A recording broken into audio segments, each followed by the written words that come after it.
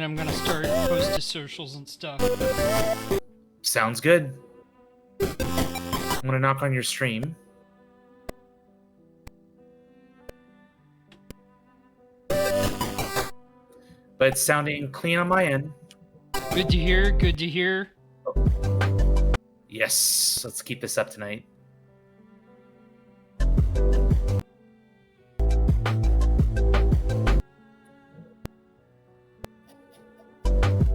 All right, time to knock on your door.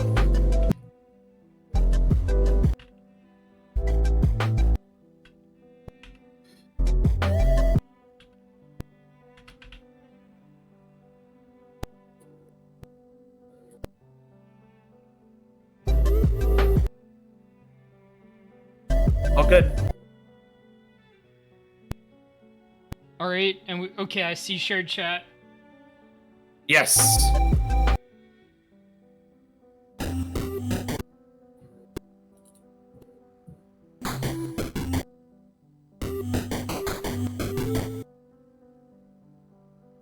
Oops. Oops, so tiny now. Gotta fix that.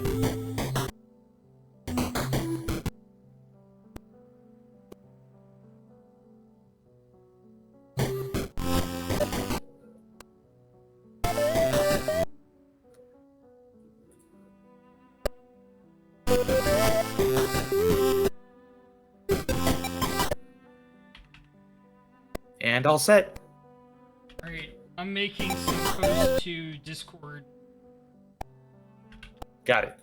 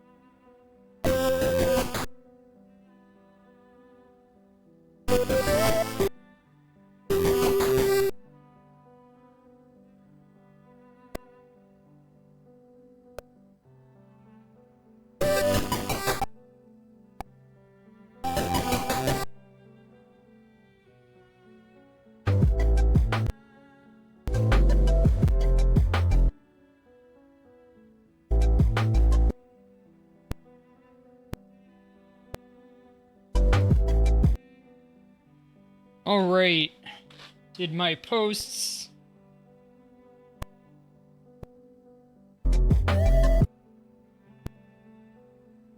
And we're... Oh. All right, we have the game up.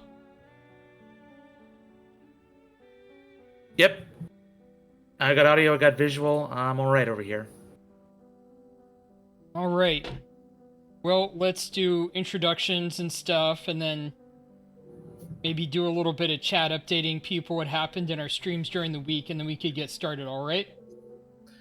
Yes. Who shall go first? I can go first since I'm hosting. Go ahead. Hey everyone, I am Walter Snacklefox. I am a snack VTuber, snacks themed. I play a lot of gacha games. I'm an adventurer, programmer, and just like to play the unusual stuff to bring it up to people's attention. And I like to do a lot of reading on my streams. It's fun for me to actually read out the dialogue and stuff. So today we are playing the next part of Reverse 1999's new patch, called A Long, Long Way. This is part of their horror theme streams. They do one a year at least. And this one is very much set in like an alternate universe World War One. Collabing with me today to check out the game is Zeus Pegasus. You want to introduce yourself? Hey chat, hello everybody. I am Zeus. I am a variety streamer, so I go stream 3 times a week. Lately I've been finishing up Hollow Knight. I've been doing dubs on Sundays, and that's been going wonderfully. I love collabing with wonderful friends like Walter here, as well as my cast of voice actors and just wonderful friends in general. And yeah, it's close to my birthday time, so just a great timing to get this done, get one last bit of the horror goodness before we really conclude for the season. And just happy to be here and ready to, hopefully, we'll see where we conclude this story that we started last week. So yesterday I was playing a bit of Wuthering Waves, which is another one of my gacha games. Wuthering Waves is a bit like Genshin Impact and Honkai Star Rail, but from a different company. The new character that they added is like a schoolgirl that wields scissors, and she cuts people. Oh, I'm getting some Clock Tower vibes then. Yeah. With the scissor man. Oh, and there was a tower too. Oh, of course. So it's got to be a reference to that. Yeah, I wouldn't be at all surprised if it was a reference. It was hard for me to tell. I don't know that enough, but every character's moveset in Wuthering Waves, they just go out of the park in terms of the choreography. Like when you do an attack with a Wuthering Waves character, they are flying all over the place. And that kind of makes each character very distinct and very cool to watch and play. All right. The actual story was set inside kind of like a alternate universe which had been absorbed. So we were in kind of like a memory space, which I don't always like those because you can do whatever you want. And if you don't make very good rules, then you just end up ruining your story. It's happened a couple times, but this one was done pretty well. Yeah, I like it so far. Yeah, as much to do with her own problems, but disguised as it was to do with the things that were put on top of her. And then you spent like the last third or fourth of the quest just chilling. Like, just kind of getting healing from the trauma that she had had all the time, lounging in a cafe, meeting with friends. Normally the quest would have ended like an hour beforehand, but they just wanted to chill. Can't blame people for that. I want to chill. So life's too stressful. Yeah. So that's what I was playing yesterday. What have you been doing? Yeah, so like I said on Tuesday, this past Tuesday, I was finishing up the base ending for Hollow Knight and getting ready for the DLC in the following chapters. Before that, I started, after a 3-month hiatus, the dub stream for Ace Attorney Investigations 2, in which we're getting to the final 2 cases of that game. That's been going wonderfully.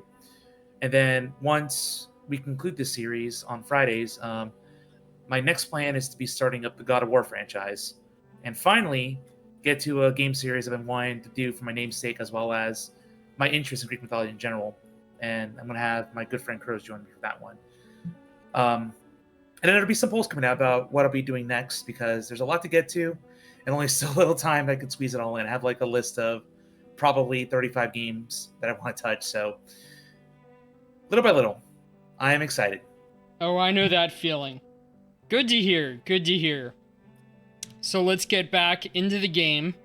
A quick recap for people who don't quite remember last week's stream or whatever. Like I said, we're dealing with World War I.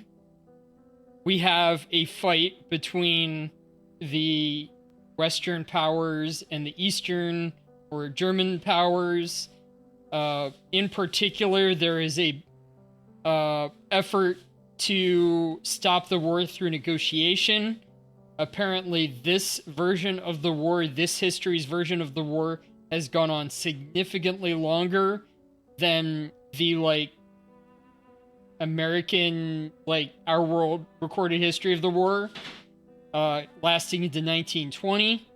And because of that, the cause of that is the kind of underground villains of Reverse 1999, the Manus Vindictae, and we've just been getting into starting investigating what they've actually been doing, whereas before this, we'd been kind of told that they were affecting things, but we didn't know how, and if we did know how, we didn't quite know how to stop them. So Yep, we had an assassination of one of the German commanders and a whole bunch of backstories going on with some of the soldiers in the trench. We expected that an assassination would come from the other side. They were our enemies. We found out that the assassination came from our allies because they didn't trust this particular commander and they used it as an opportunity, killing the peace talks. Our argument was that the peace talks were dead anyway if he was involved. Yep, this Gargoyle girl just named the Sentinel. We don't know her real name, but that's just what we're going by. All right, and I did find out her real name. She goes by Marie. Marie. Yeah, Marie. She actually has a very oddly religious background. The conflict internally with the gargoyle symbology. Gargoyles were typically put on top of, like, Gothic-style churches in order to ward off demons, but they were meant to look like demons themselves. So, yes, normally you wouldn't have a human gargoyle or any mix of the type, but they are common in various mythologies. Like, there was a Gargoyles cartoon show that was there when I was growing up, and she... from Disney. Yeah, from Disney. She embodies this kind of weird mix of religious dedication and also having some of the history of a demon. And that causes her a lot of conflict. More so other people, she eventually just kind of rejected the conflict as her way of solving it, but that causes her other pain and trauma throughout the story, which she is kind of carrying out her penance by doing this campaign against the Manus Vindictae. Yep, and we're going to see where the story concludes, because we did see her talk to another gargoyle in an earlier chapter. Yes. Just kind of... I think her brother Ladislaus, and her name is Marie. Obviously, Marie, a lot of references to Maria, which is a common, like, Catholic-style name for Christians. Yep. All right. And the last bit, as we left off, a new Arcanist specialist team has come into the town where the peace talks were being held after the assassination to investigate the Manus Vindictae, maybe to investigate the Sentinel, our kind of protagonist character. And this is a kind of, like, not just Arcanist, but, like, maybe military specialist. He walks around like he's got some experience. Yeah, and we also got a bit of some of the horror elements, like with what happened to Charon. Yeah. So on the western side, we have Sentinel, but on the eastern German side, we have a character named Charon, who is kind of like the guy who commands the riverboat on the River Styx. Like, that's just him. Myth. Yeah, of the Greek myth. Mixing together, I guess, Catholic and Greek myth here together? Like, there weren't gargoyles in Greek myth, were there? I guess there was stuff like them. I'm not quite sure about the presence of gargoyles. But there definitely were demonic forces in the underworld that was dealt with in Greek mythology. Right. Just nothing... there weren't exactly churches or obviously not a monogamous culture. It was strictly not monogamous, monogamy. Yeah, whatever. You're Trying to you're get my talking terms right, but about like monotheistic. thank you, monotheistic, because there's a whole bunch of temples and multiple gods. I mean, there's a lot of jealousy between them, so a lot of conflict will arise. Creatures, curses, And petty Hades, things. in particular, the ruler of the underworld, which might be a villain in some series, might be a hero in others, depending on the perspective. Yeah, exactly. They were made for lots of interpretation. Some so-called Greek heroes may not be so heroic when you really analyze what they did, and gods, especially Zeus here, the one I'm named after, Yeah. definitely quite the tumultuous history. But that, again, I'm not going to get too much into it. But basically, his father Kronos and really screwed up the world, and he had to bring order. And then basically just let that go to his head, and eventually just sleep with everybody. You're only taking So- on some of the attributes of Zeus, not all of them. Exactly. All right. It's like kind of the tarot card things. There's positive and negative readings of them. Same thing with yes, that's the an Greek interesting gods. description. Yep. All right. All right, let's get back to it. So we'll start up, and like I said, we're starting up with following this particular team of arcanist specialists investigating the work of the Manus Vindictae. And this is a small team. We're looking at like special forces equivalent in World War One. Devil's Work, Part 10.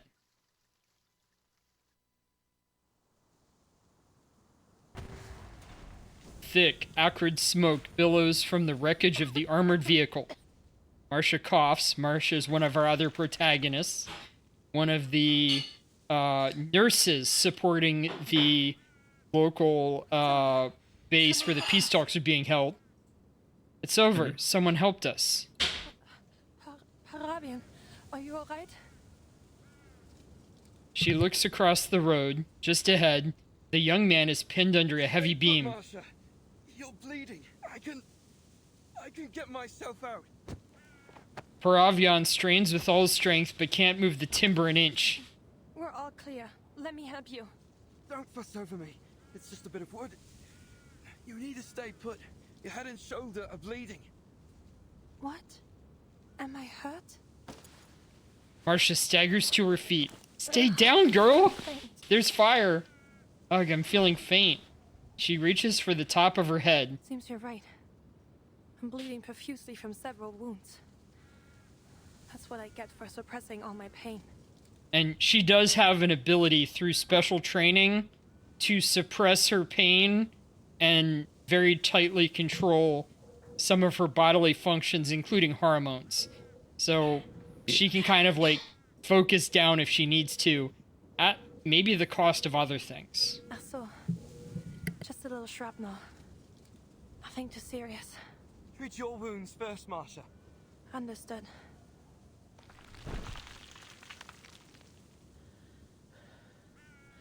She leans back on a pile of bricks, her head swaying until it I'll slumps. be alright. I just need a little rest. Don't go to sleep, girl! Oh no. Huh? Her gaze lifts up to a pair of boots. Then the sizable barrel of an anti-tank rifle. Who? She looks up. It's her. It's a babe. You. I gotta admit though, Again. she is pretty. Oh yeah. I mean, if you want me to go through the list of characters I have in this game, they don't make ugly characters, I'll tell you that. It's also Yeah, not I like got- it's not like an overly sexual game. They just make pretty characters. Good character design is good character design. Plain Yeah. and simple. They don't have to be hot. But Like- Sentinel right here is like, yes. Perfect example of what I'm saying. Just capital yes. Yes. Mm.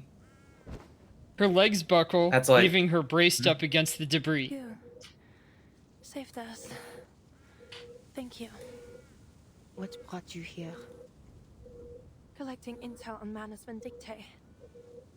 Have Have you no reckoning on the danger in this place? I was wondering about that myself. Marcia shakes her head. Imbécile. Oh, Lesson. it says idiot, but she said imbecile. You might have well Yes. raised your last breath in that battle. Excuse my French. Who's out there? Sentinel turns, spotting a figure emerging from the armored vehicle's smoking shell. Let me go! You're gonna get me killed! At his feet lies a wounded soldier in the same black uniform. Sterling, please! The wounded man's cries are cut short. Sterling turns two manic bloodshot eyes toward the advancing sniper. Fuck! A bullet strikes the gargoyle clean through her abdomen, but it draws no blood. Instead, chips of stony debris fall out from the wound. What the hell? You goddamn monster! The man's eyes grow wider as wider still as he turns to flee. She does not give chase. She walks to Paravion and lifts the bean from his body. Thanks. Who are you? Are you with the Foundation? The young man finds his answer in her grim and stony face. Stay here and tend to your comrade. I will tend to our enemies.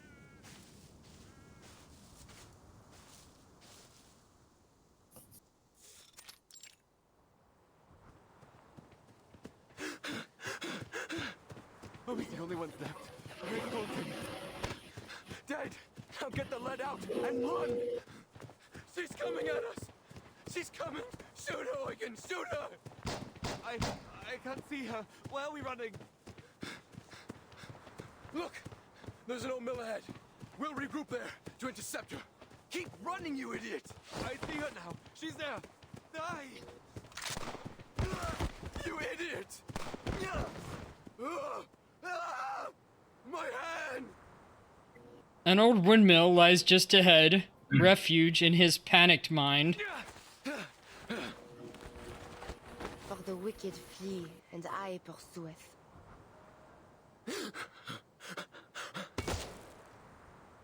Another bullet strikes her shoulder and glances off in another spray of stone. Why won't you die? You devil! Because I'm made of stone. A Get it? devil, Yeah. you call me?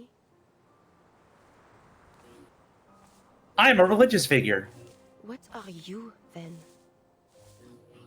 What hast thou done? The voice of thy brother's blood crieth unto me from the ground.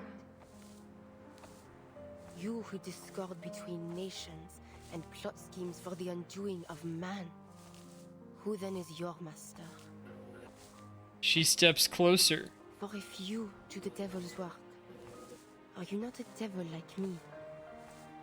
J'ai pitié de vous. Repent and you may yet find mercy in the judgment of the Lord. And now art thou cursed from the earth. What the hell do you want? Back off! Sterling, isn't it? You need not fear me. You still have time. Which hath opened her mouth to receive thy brother's blood from thy hand. Repent and you may yet be saved. Speak. What are you talking about? What do you want from me? When thou tillest the ground, it shall not henceforth yield unto thee her strength.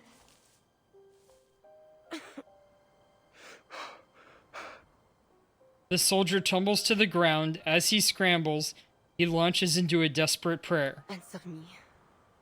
For what purpose does Manus Vindicte drive the world to war and ruin? Mother of Resurrection. The guiding one. The prayer follows a pattern she knows by heart, yet the name he speaks is strange. Please have mercy on your humble servant. I pray for a miracle, a ladder into your eternal kingdom. I hereby offer my life to you. Please save me from desperation and take me to the golden era. A fugitive and a vagabond shalt thou be in the earth. He saves the last bullet for himself. Yikes. I believe it. The Manus Vindictae are weird, and Yeah. they distort your perception of reality. And less so with these German soldiers who have taken on their ways without actually putting on the mask, but still. A blasphemer. To the end.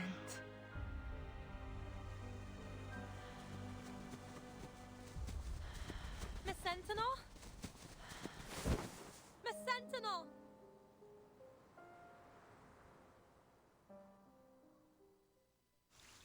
I have a name. Cool. Quick chapter. Quicker chapter, at least. Well, she's put off the name when she took up the role of the Sentinel.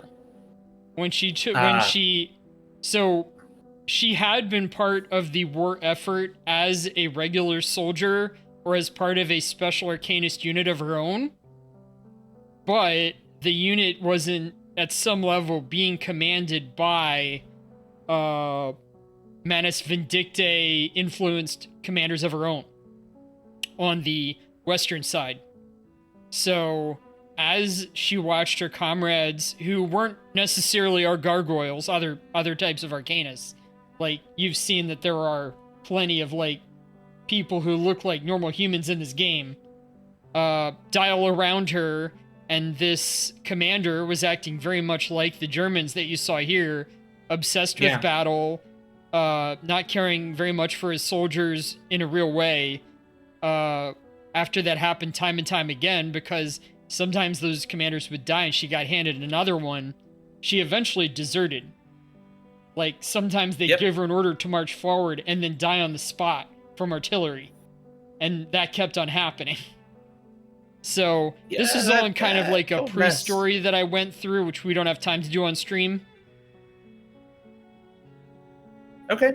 Good to have a bit more context. Yeah. So let's continue. So she was a deserter. That's part of what I was saying. And after she deserted, kind of did her own soul search, she came back to the battlefield as the Sentinel and kind of abandoning her previous identity. Makes sense. Trying to move on. That's the way to do it. But also kind of abandoning her role in the church. She wouldn't be the first. Yeah. Meanwhile, the people in the church kind of took a different role of abandonment. Abandoning the war in a different way. So, anyway, moving on to wounds and scars.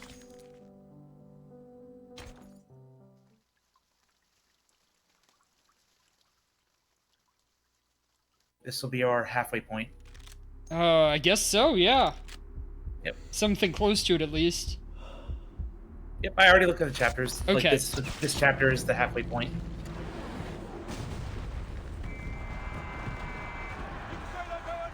Fix bayonets. For victory. Charge.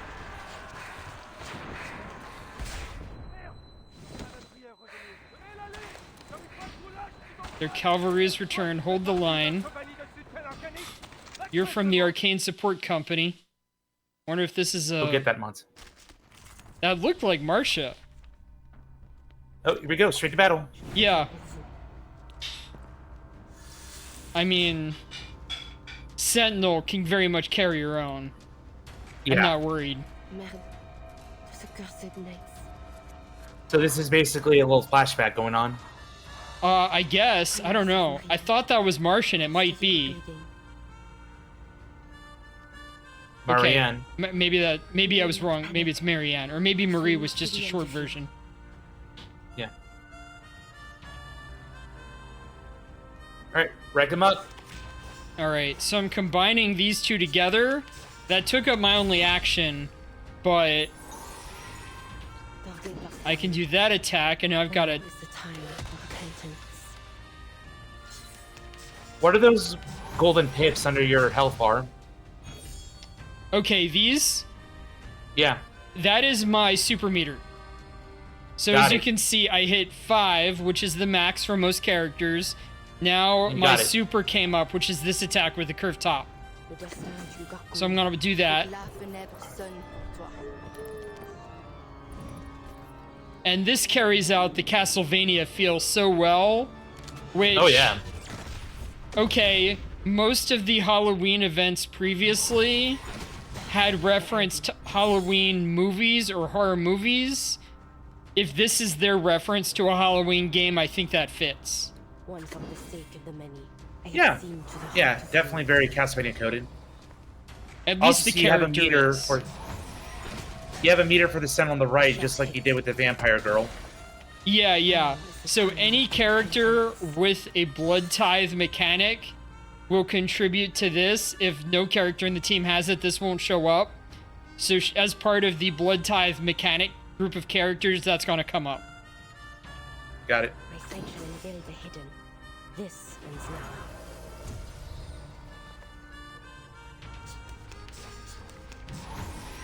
Don't waste your time. The enemies of peace shall be stamped out. Now Nice it's counter. time for repentance. Well, Double counter. I'm not sure if that's a counter or if that's because of the channel. But the So fight as she far from channels, over.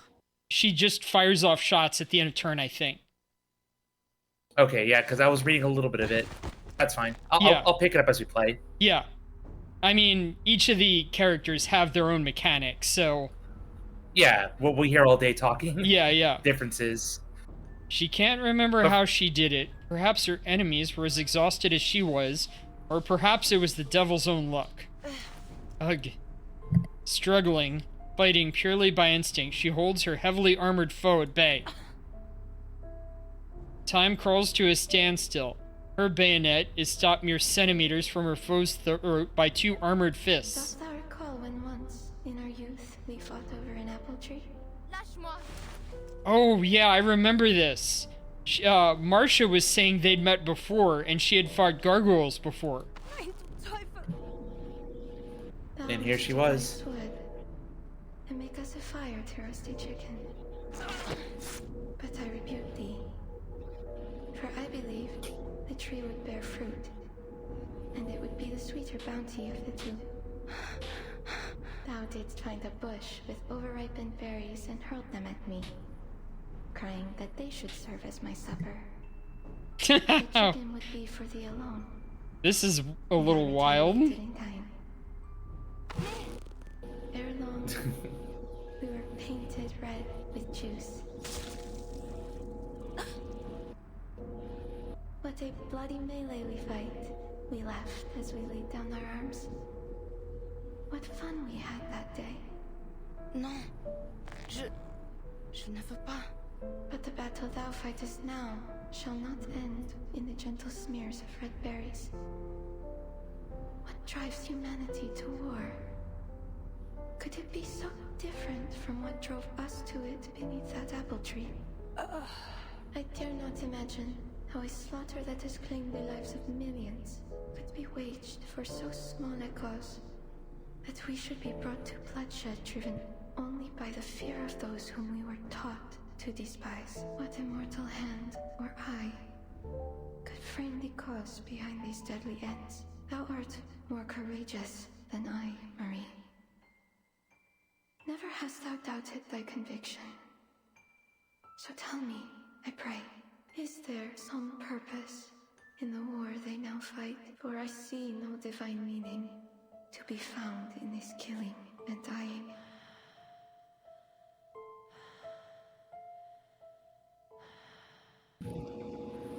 Yeah, sure, a lot of people in such wars and we're thinking the same thing, like, why am I here? Yeah. Small caliber rounds pose no real threat to her rocky exterior, but that does little to reduce the pain. And healing comes okay. slowly. Agnes. No response. That was expected. But what she had not expected was the next voice. Who's Agnes? He matters not. But what brings you here? I'm taking you somewhere safe.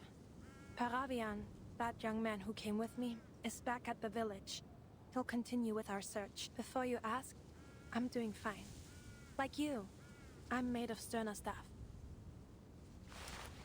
She rotates her arm, looking as if her wounds had all but disappeared. I checked over your wounds, but I have no earthly idea what to do with this gravel. I know how to treat flesh, not stone. But that wound won't be a problem for you, will it? No.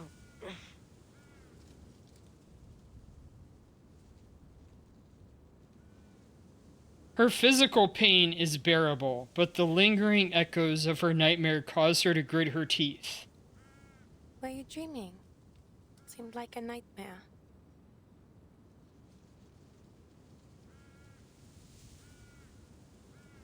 She locks her stare forward and away.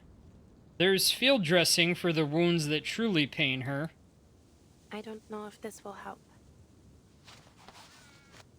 She removes her gloves. It's a brisk and almost tender motion, revealing deep slashing cuts across her palms. Could it be? Oh boy. Are you? I am. But that battle is long over. You and I are no longer enemies. Hey, flashback confirmed. Yeah, the howls of their It was deadly melee. A senseless fight.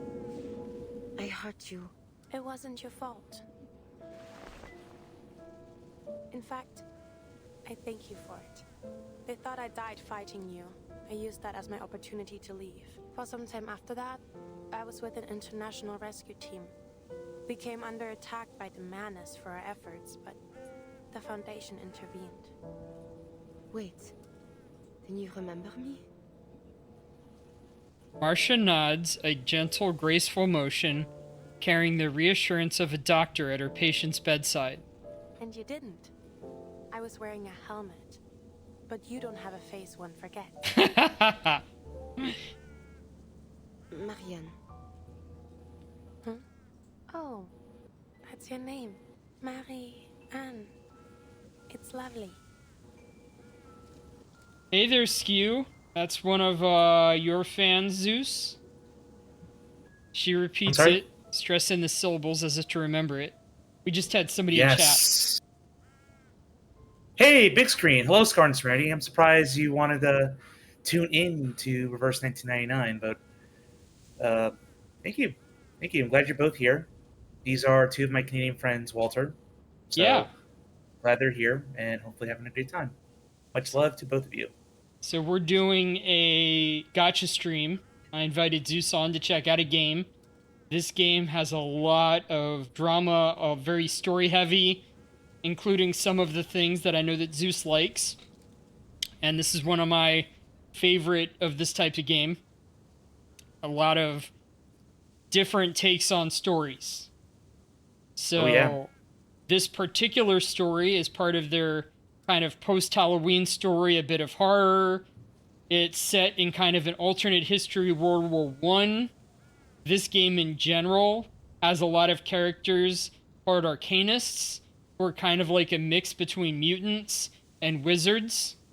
And we get to see an alternate history as if, hey, what if magic was a little bit more real? What if there were monsters? Including our main character for this story, Sentinel, is a gargoyle. She can turn partly to stone at will, and that makes her an absolute monster in World War I, where they were fighting with a lot of low-caliber weapons, and they just bounce off of her rock. And she just marches forward and then deals some justice, or something else. We just saw somebody kill himself because he didn't want to repent, and he didn't want to do anything else. So she is struggling with how to resolve this in a good way, but we're going to see how that works out as it moves forward. Indeed. In particular, the real problem is that the villains, the true villains, not the Germans or the Western forces, are a group called the Manus Vindictae, which are kind of like the evil arcanists. And they want more war, they want more madness, they want more hurt and pain for their own purposes, and they've been encouraging the war from both sides, while the Sentinel here is trying to stop the forces within each army that have allied themselves with the Manus Vindictae. I think of the Manus Vindictae as basically like the Templar from Assassin's Creed. Yeah, Um, yeah, but Like, you saw how that like vehicle that they had was covered in kind of slime. yeah, So I mentioned to you that there's a bit of Eldritch lore to this game. yeah, Not directly in the sense like there is no Cthulhu, there is no like specific Eldritch god that shows up, but a lot of the lore of the Manus Vindictae is very much steeped in that kind of fiction. And if yep. we, And we're just discovering yeah, more per chapter. Yeah, they're very much cultists. Yeah. So in the sense that the Templar were cultists, so are these, but these go a bit darker than the Templar do, I think. Yeah, Templar sticks more to less supernatural means, although they did have ancient tech. I think also the manipulate. Templar were kind of like more of like an order faction, whereas the Yeah. Manus Vindictae are very chaotic. Yeah, so similar in structure but different objectives. All right. All right, let's continue. Yeah, continue. She repeats it, stressing the syllables as if to remember it. And I think she's repeating Marianne's name there. Tell me then. Yeah. What do you know about Manus Vindictae? They are a secret organization open to only pure-blooded arcanists. Simply put, their goal is to cause as much chaos as possible and eventually destroy all of human society. And this Mother of Resurrection is like a god to them. Something like that, yes. She died once, but they managed to resurrect her through some awful ritual. Which was the story event right before this one. A Got it. resurrected madwoman? In Antarctica. Yeah. Her disdain curdles into hatred. Fingers clench, like she's trying to crush something in midair. Then she is a false prophet. An imposture of the true resurrection. I guess referring to, like, Jesus there. Yeah. Marcia seizes the opportunity to move to her side. The war between the Foundation and Manus Vindictae has lasted ages, longer even than this war. You and the Foundation share the same goals, and the intelligence you gathered may prove crucial for us. If you would be willing to share it, we may be able to reach a truce sooner. So please, mull it over. Sentinel bows her head, giving her rifle a once-over. She wipes away some of the blood and dirt that cakes the receiver, then one by one slots new rounds into its magazine. My search into Manus Vindictae began at the turn of 1918. Their documents, personal belongings, letters. I sought and scrounged for every clue that might be found. From these, I learned of their mission to prolong this bloodshed, supplying both sides with arms of dreadful artifice. Then, as now, I still do not understand why. I brought my evidence before the powers of my nation, but they cared not. So I spoke out against them, still hoping they might awaken to this madness. But my words went unheeded. Worse, they turned against me, hiding even the very name of Manus Vindictae from all their publications and letters. There is no longer any truth in the words they print. Only lies, meant to stir the pride of youth to deadly, pointless slaughter. Youths who were but children when the war began. That is why I have turned to this. To killing the ones who incited this war. It was the only choice I had left. Perhaps it has all been for naught. But at least I have put deeds to words. What has the Foundation done? The accusation forces her into a stammering defense. We have done more than you know, but I'm not authorized to tell you. You expect me to offer all I know to you, yet still withhold your trust. I'm sorry. No, I suppose that isn't fair of us. If there's anything we can offer in exchange to make a deal, I'll... but her efforts lose steam. I'll try my best to honor it, but I can't guarantee anything. A cold breeze cuts the stillness between them. Sentinel lets out a low and labored breath. I will give nothing to the Foundation. Neither freely nor for any bargain. But you, Marshal, you have my trust.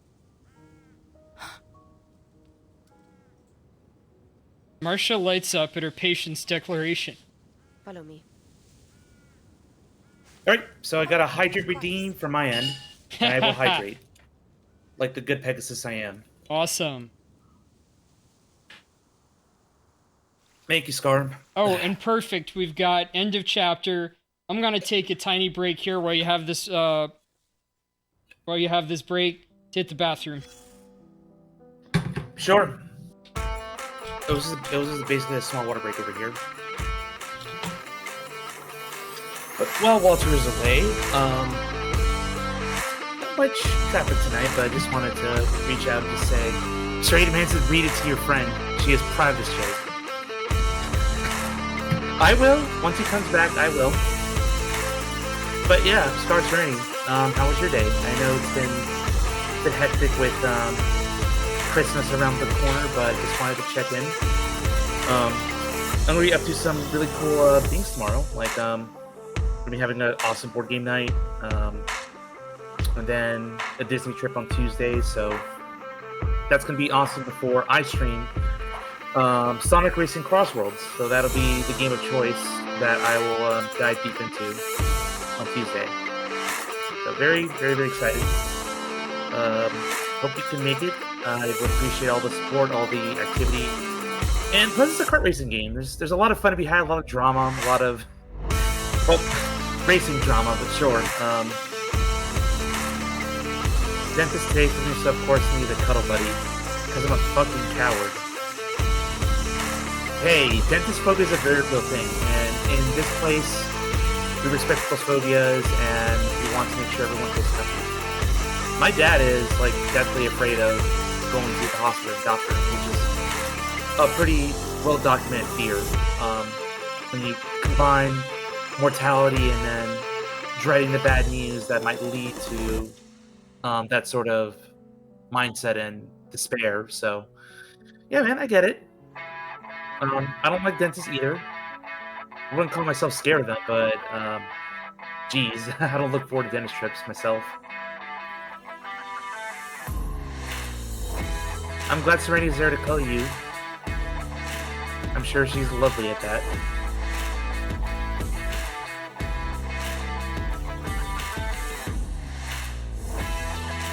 I'm thinking that it's all the pokey bits.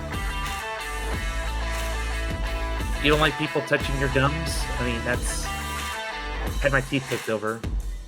Well, yeah, they kind of have to. They like have to test your gum strength and integrity.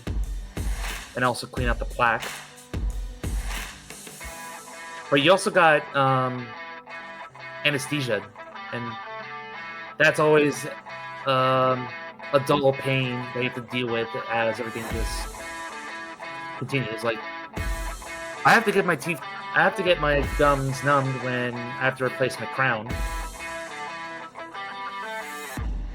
Rule 52 of the Scar: don't touch my mouth. So, is that just the dentist fee, or is that just sheer uncomfortableness of your mouth in general? Might be separate things. Might just be caused by the dentist.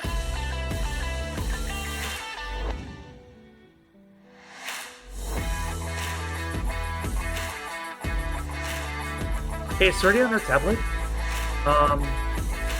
Just wanna, if she's not sleeping, just see if she can say hi and stuff.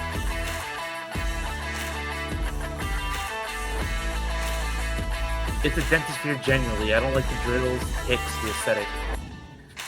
Yeah, man. Ugh. She is not on her tablet. She's on the chair giving the big wave. Okay. What is going on? What did I miss? I'm sorry. Scar's just expressing his deep fear of the dentist because he had to suffer through one appointment today. Oh, okay. Yeah, I can understand that. Yeah. But he survived. He's such a good big boy. I would pet him if he was here, but yeah. Good job. You did it. You done did it. And because Rain demanded it, hydrate before dehydrates. Yes, yes. What? Here, That's my friend. I'll pour some out for my bro here. Yo, let's go. Just tea. Tea is based. I love tea. Yeah.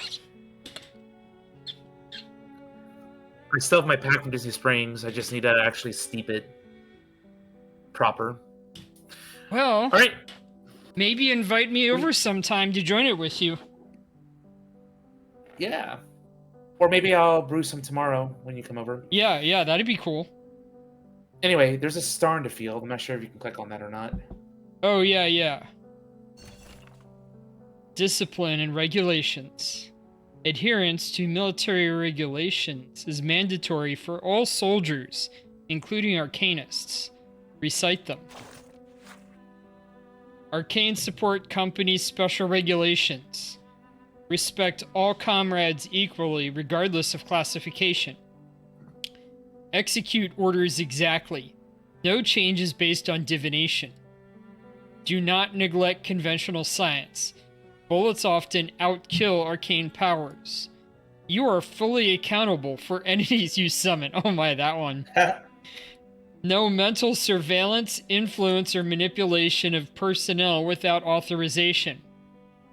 No arcane modification of issued equipment without authorization. Conduct spirit contact only with another member present. Limit to 3 minutes. Know the alternative forms of your comrades. Mm-hmm. Report and secure approval before using large rituals or high-level incantations. Expect enemy arcanists and other supernatural threats during operations. Makes sense. Just common sense stuff. One of the things that normal militaries deal with is they want every soldier to kind of be the same. Like, they don't want any differences. That's why you wear a uniform. Like I said before a couple times, the Arcanists have to be kind of like special forces. They have advantages that normal soldiers don't have. And we did bring in an actual special forces team in addition to Sentinel's own special team. Both of them acting like special forces rather than regular military. So you can see some of that hint at that on that list of rules. Hey, we know you're special, but please take care of the rest of us. Please don't just go off and do your own thing because you know it's safe. All right. It's like, as I mentioned, like the X-Men. They gotta interact with their non-mutant counterparts. Yeah, and then, like, it isn't completely spelled out how it works, but there is occasionally, like, interacting with the spirit world or something, especially back in like the previous Chinese history event. We did a little bit of like LA in Chinatown and like ghost hunters there and stuff. All right, moving on to chapter 12 of Fractured Sanctuary.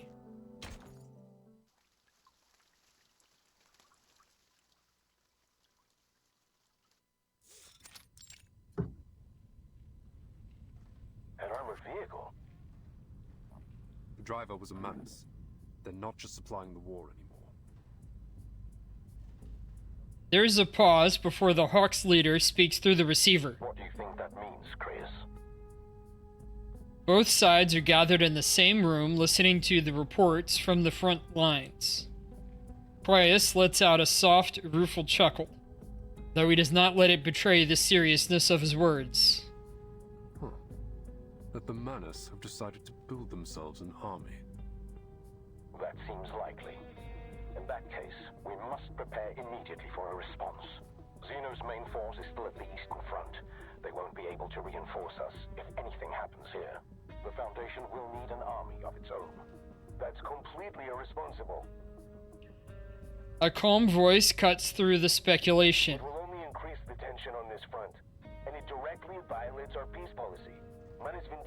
takes in only pure-blooded arcanists. That doesn't make for a large recruitment pool. It won't be much of an army, really. To say nothing of the fact that they lack the organization or discipline that is needed for a true large-scale military operation. Armies need human leadership. You forgot to take Arcana into consideration, Petra. You don't know what she can do to her followers with her new power. Whatever the case, we cannot take anything for granted. The Foundation will need the strength to defend itself from future attacks by the Manus. If we act quickly, we may even get ahead of things. I'd like to see what the committee will think of this plan. I hope they'll have a better grasp of the consequences. You're not seeing the board, Petra. The communicator struggles to transmit the two leaders' heated exchange. Croyus, on the other end, stays quiet, professional, obedient. Before long, the mediator takes over the line. We can't rule out the possibility of a large-scale conflict. However, the committee will maintain its peace policy until we have reliable evidence. And if the worst happens? Then we'll do what we must to survive, even if that means igniting a worldwide war.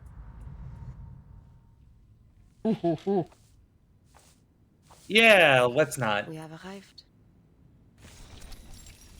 Usually, battles between the Manus Vindictae and the Foundation have been small scale, with teams on either side. The Manus Vindictae essentially operating out of hiding, with the major exception being that Antarctic fight that I mentioned earlier, and even there, the actual fighting, you had like a sort of naval combat with some like water monsters attacking Xeno army ships. But the real war was still like the timekeeper Vertin traveling into the heart of the Manus Vindictae base, sneaking her way in with a small team, and fighting Arcana face to face, as she had sacrificed most of her followers in order to revive herself. So, Oh yeah, most of the time you don't have like an armies fighting. That's a very new thing no. for Reverse 1999 outside of like human armies, but Arcanists fighting in armies like at the army level would not happen. That makes sense. They wouldn't be as special. They were as numerous as an army. Yeah, like if they're all specialists, you can't have an army. And there's also Exactly. this idea in Reverse 1999 that Arcanists are supposed to think differently. What that means isn't always entirely clear. Half the time when they actually do something about it and they make it clear, they just, oh yeah, they have autism. Oh my gosh. But, like, hey, other stuff would be like mad scientists. That might happen a little, but 99% of the time, if they are thinking differently, quote unquote, in reverse, it's autism. Got it. Moving on. The glow of arcane skills fades as they approach, revealing their hidden sanctuary. It is, or was, an abbey, appropriately Gothic, with ornate stone walls rising up to meet the air.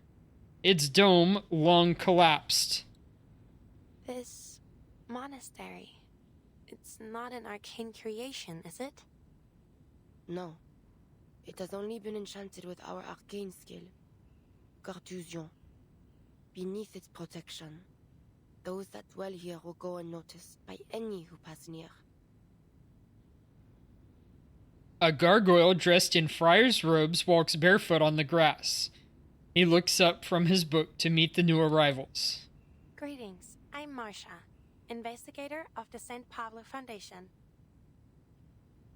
The friar nods, offering a smile, soft and friendly, then extends a finger and presses it to his lips. Oh, I see. Have you made a vow of silence? Kraka! The sound of breaking rock draws her eyes away. Huh? Beneath a broken, narrow window, a stone statue of a woman begins to stir, its surface softening into flesh. Her face is marked by twisted sorrow, as she walks towards Sentinel with an exaggerated gait. Marie, mon petit chou, the rest return to us again. But oh, child, thou needs rest. She just pulls Marianne into a tight embrace and plants a series of deep kisses on her cheeks. Oh boy.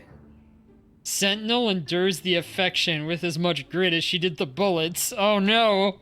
And this is Love. The woman turns to Marcia, her eyes now pooling with greater sadness. Oh, child.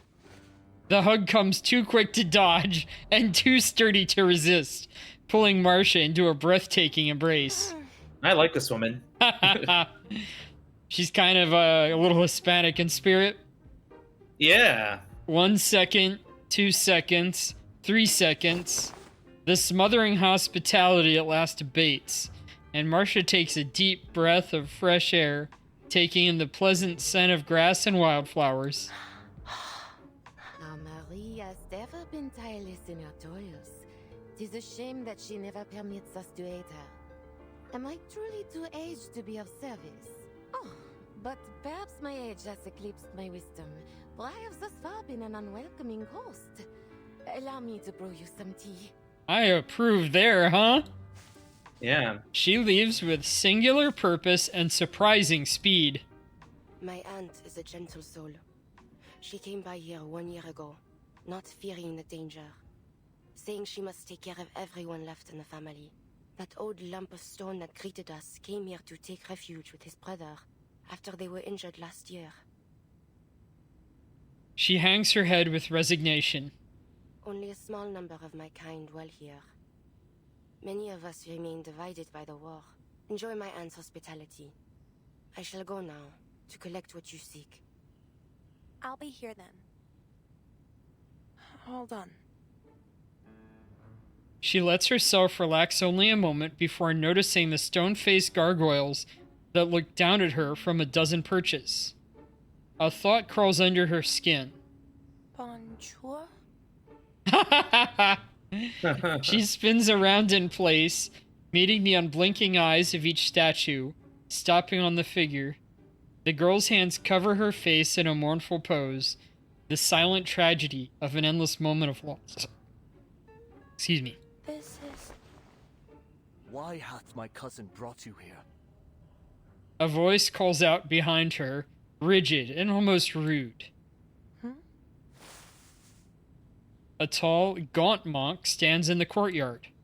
You are not one of us. You are a bringer of war in our house of peace. What does your foundation seek from our quiet holes? There is accusation in the gravelly tone of his voice. You misunderstand. The Foundation isn't bringing war. We're trying to end it. This war is neither yours nor ours to end. What are you saying?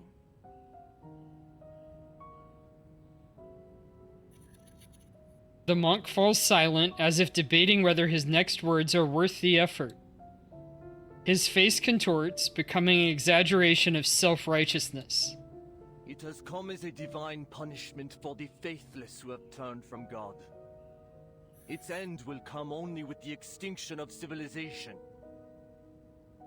Sounds like you want everyone, humans and Arcanists alike, to suffer and die.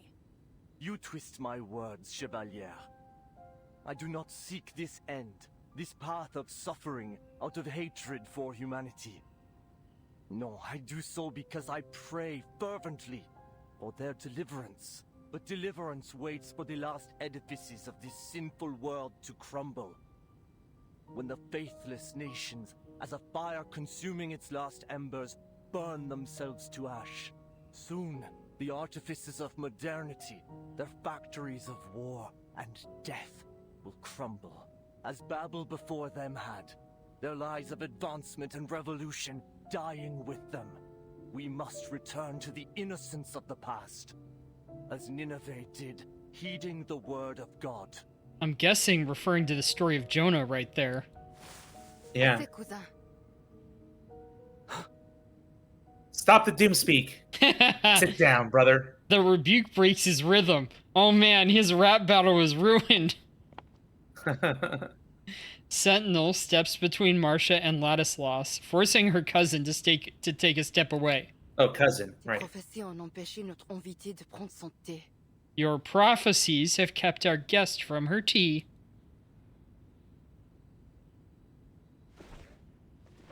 Sentinel turns and hands Marcia a heavy canvas military bag. Are you able to lift it? No problem. I can handle it. Ladislas watches the exchange with abject curiosity. Marianne, n'est-elle pas issue de la fondation que tu dis dépourvue de volonté pour mettre fin à cette guerre? Quel effort vain poursuis-tu donc à présent? Marianne, is she not of the very foundation thou sayest lacketh the will to end this war? What fruitless endeavor dost thou now pursue? C'est une amie, Ladislas. Je lui accorde la liberté de venir et partir ici comme elle veut. She's my friend, Ladislas. I shall grant her the freedom to come and go from here as she wills. Mais elle n'est pas... But she is not a... C'est mon droit de le faire, n'est-ce pas? It is my right to do this, is it not? Oui. Yes. He lowers his head without protest. Sentinel turns from her kin back to Marcia, who has now taken several steps away. You will find here all that I've collected since 1918. Most useful to you may be a list of those in each military who have made contact with the Manus.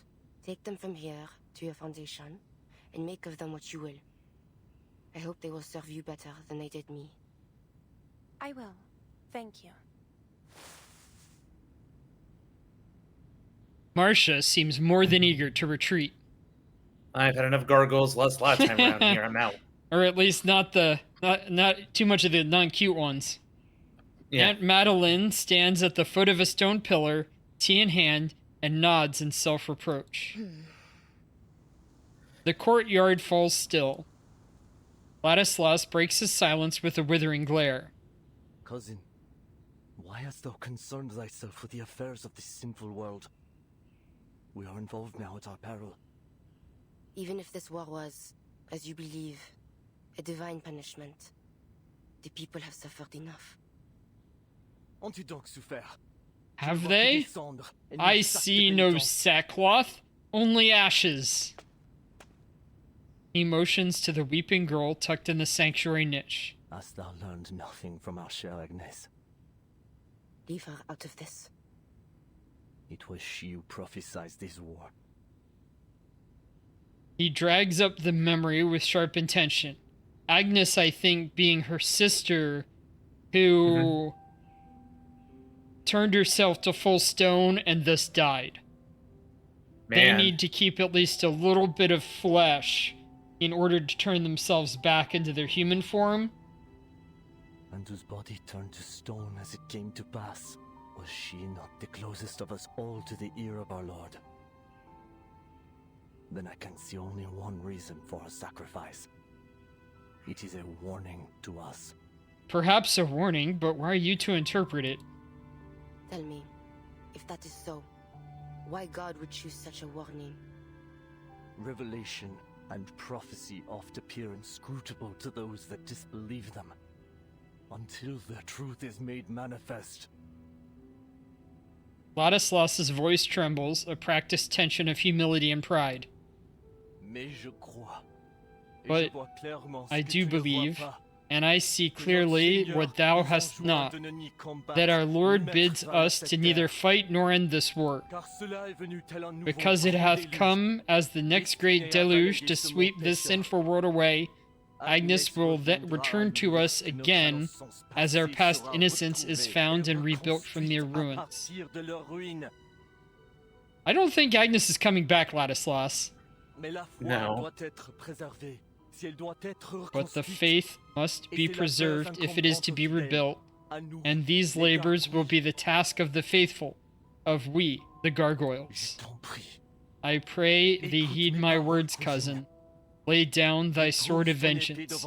Do not answer to the whispering demon in thy blood, nor stain thy soul already so burdened with sin. He lets his words cling to his lips with solemn weight. His cousin, however, has never been easy to preach to. She stiffens, sorrow and purpose welling in her eyes. Alright, I need to grill my Canadian friends here because they do understand French. How was the performance of these actors and actresses in the game so far? Because they just randomly will just say things in French when they're trying to speak between members of the family. So, yeah, there you go. Well, did they respond to you, or what? Or you were just telling them? Yeah. Okay. Just want their feedback. Let's keep going. Guns, cannons, tanks, bombs. You do remember how these devices have destroyed our lives, do you not? Then surely you already know that the innocence of the past does not simply lie buried for us to rebuild. It is dead and gone. If a stain on my soul is what it takes to end this war, then I shall not hesitate to stain it so. Ladislas is stunned. He fights back tears and turns to face the altar. The light from the stained glass windows wreathes him like a mourner's cloak. Hast thou forgotten our ancestral peril, or the manifold names we have stricken from our line when they turned from the righteous path?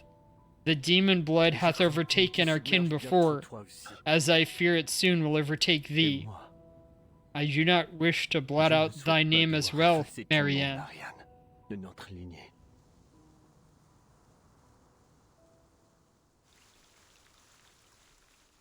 Yeah, a lot of concern about Marianne's decision to stop this war at all Some costs. of the tension I mentioned earlier, like the tension between the demon identity and the kind of righteous identity. Yep. These researchers consistently exceed all expectations. Read their notes. Gargoyle Research Notebook. It was during the Merovingian dynasty that the Bishop of Rouen successfully subdued the first known gargoyle. This gargoyle and his descendants then formed a unique lineage devoted to protecting churches across generations. However, in recent times, many younger gargoyles have chosen to abandon this ancient tradition, leaving their dark church porches for the light and glamour of the modern world. Based on my recent observations, this generational conflict continues to cause significant distress among older gargoyles. It's worth noting that the younger generation's departure also relates to modern churches being unable to provide adequate sustenance, reflecting broader societal changes. This aspect warrants further historical analysis. I mean, that paragraph alone speaks bounds to my feelings, but I get it. Gargoyles have some unique arcane skills. First, their arcane ability allows them to petrify their own body parts, a formidable defensive mechanism during the age of close-quarters combat with bayonets and spears, though considerably less effective against modern artillery bombardments.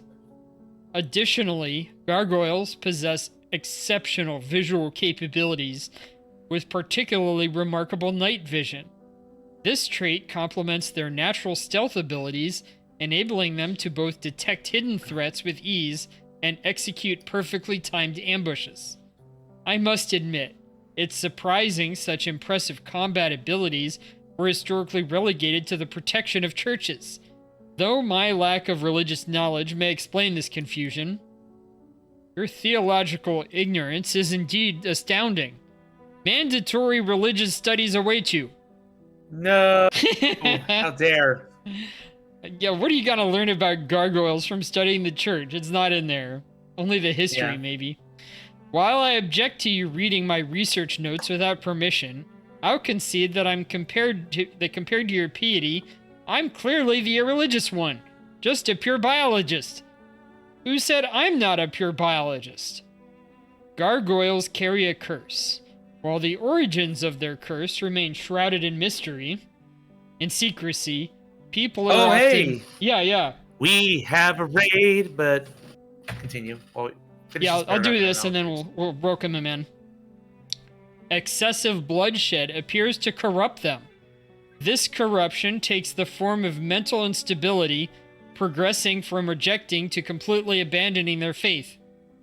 Well, my pure biologist friend, your gargoyle research now necessitates the very religious study that you say you have no interest in.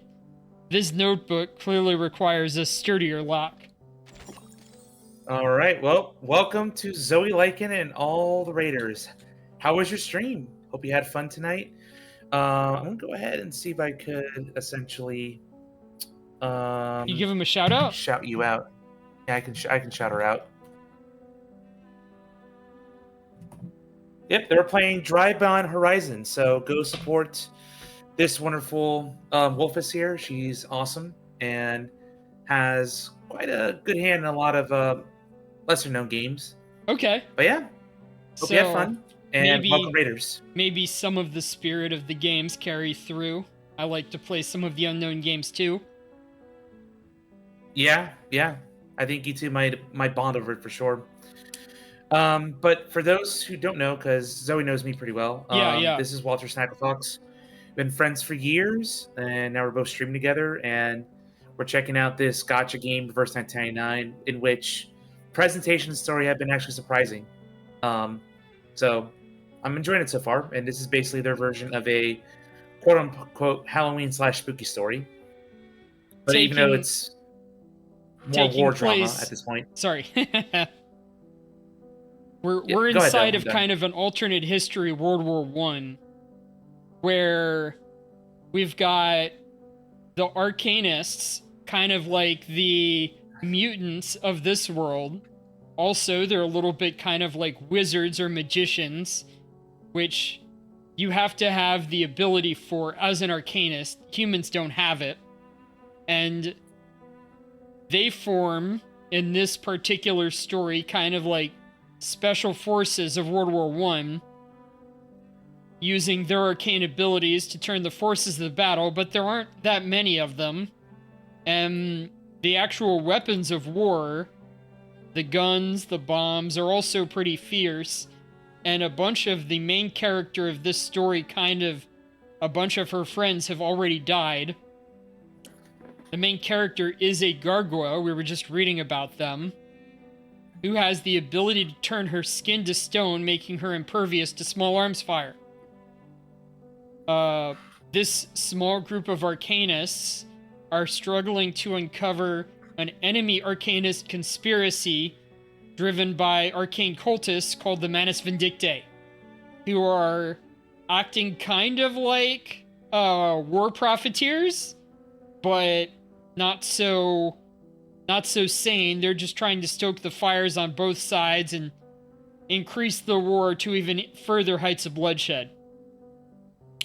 So, we're going to continue the story. We're a little over halfway through. Chapter 13, Concessions for Peace. And, as I always say, a lot of other streamers say, you don't have to join the stream. If you need to, feel free to get a rest. Feel free to get a drink, use the bathroom. You're welcome in, very much so, but we understand. Oh yeah, usually I just dip out, I say hi, and go sleep. All right, but thanks again, Zoe. To everyone, all the Raiders, enjoy your stay. And please give Walter a follow. Yeah. He does stream multiple times a week. And yeah, if you have questions or comments, feel free to do so. But we're going to continue because we're going to see how far we can get tonight with the story. Chapter 13, Concessions for Peace.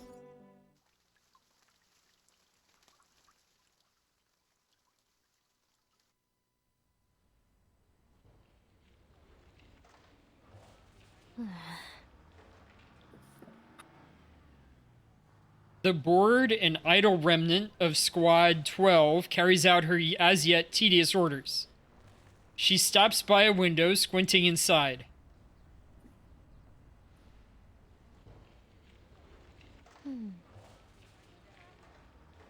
Broken furniture and cobwebs woven between cracked and forgotten china.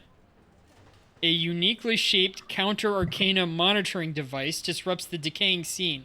Clearly, no one's bothered to do any cleanup then. She opens the window and leans in, her mask blocking out the sudden puff of dust.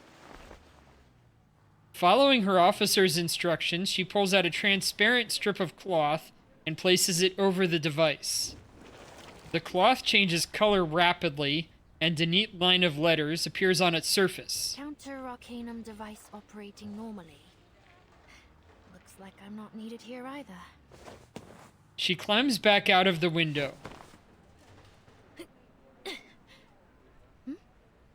Aren't you... Meryl. Marsha? The young soldier springs up to greet her, visibly relieved. It really is you. You're back, finally. Is Paravian alright? Oh, poor guy's had a hard time of it, but at least he's still in one piece. He's lying in a sickbed as we speak. He should recover soon. It's too bad he didn't find anything too useful in the village. Well, aside from that armored vehicle. Fortunately, Sentinel happened to be there at the same time. So, it really was her? The one who assassinated Colonel Hirschfelder? Yes, she'd collected a wealth of evidence concerning Manus Vindictae. I've already delivered it to Commander Kreus. As for the assassination, it turns out her actions weren't entirely unjustifiable.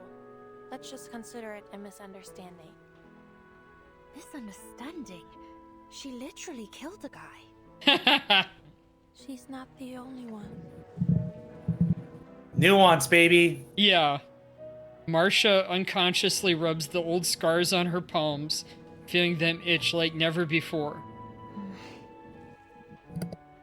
Meryl presses her lips together, creating a twisted crease in her mask. Well, Anyway, I was just worried that something bad might have happened to you. Like what happened to... To whom? Charles and Amanda. We haven't heard from them in over 4 hours now. They were dispatched to investigate Hill 299, correct?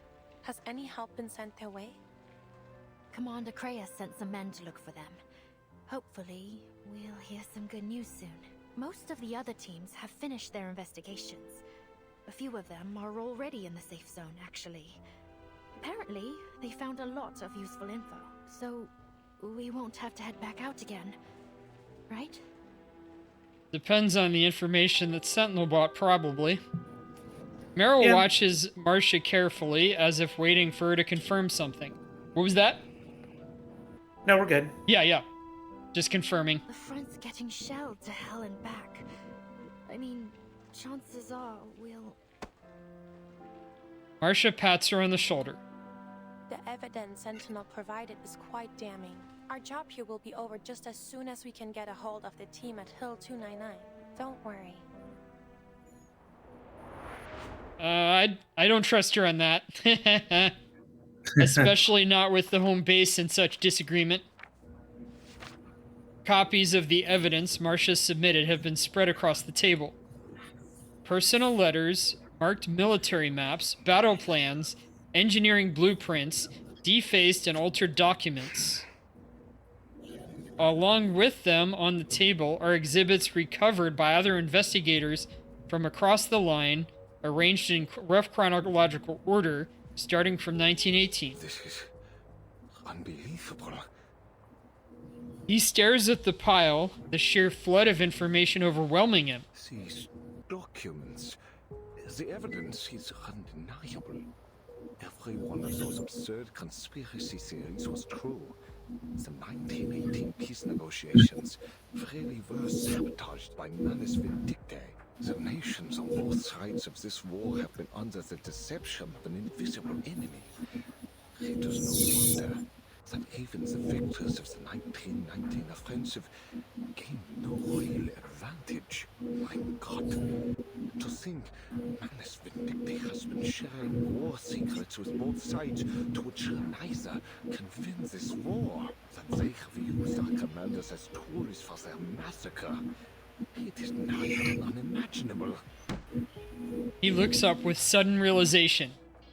This does not simply concern one nation. These documents control nearly all of Europe's military leaders. With this list of Manus defectors in our hands, and we are too haste, we may finally put every one of them behind bars. Waiting for Georg's mood to stabilize, Kryos adds a word of advice. Let me remind you, Laplace may be able to heal these so-called defectors. Eberhard's case proved that the Manus' mental influence can be purged. Yes, of course. Whatever the case, we must act as soon as possible. The Chancellor and the Reichstag are prepared to strike. Finding light in a once grim future, he starts to shake, sending ripples through the papers in his hands. Agreed. The evidence is sufficient. There's no need to delay. Wunderbar. Just think of the soldiers finally making their way home. This is the day we secure a century of peace for Europe. Sounds like a line from the history books. He has no mind to react to Kryos' parting jab. Stuffing all of the documents into his briefcase, he rushes out. Straightening the remaining mess on his desk, Kryos retrieves a hidden communicator. It's been connected the entire time. Everything's going according to plan.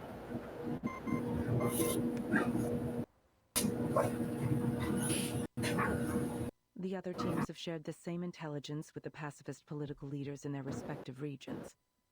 All the Foundation has to do now is watch for any interference from Manus Vindicte. But won't this approach cause even more turbulence? Timekeeper. He had been expecting the faction leaders, making this an unexpected relief. Oh, yes, Kryos. I was just listening in. I see. In any case, the outcome can't be worse than the war we're living through, Timekeeper. As I'm sure you learned in your history study, this war claimed tens of millions of soldiers' lives, not to mention the equally massive number of civilian casualties, whether direct or otherwise. We are now 2 years on from what should have been the end of this war. The death toll has already climbed much higher, and it will only continue to rise if we don't put an end to it soon. At least our efforts have won us a marginally better outcome. I see. In short, the war is already over. Once the pacifist political parties take power, an armistice will surely be signed in Montpellier. This may not be the time, but I have a question to ask. Does the Foundation Committee have any contingency plans should things take a turn for the worse? The silence in the room confirms the suspicions of the voice on the other end. Did you notice something suspicious? The former Vigil officer fishes out as many suspicious details from his memories as he can. About Hirschfelder's assassination. Do you remember a certain detail from Marshall's report?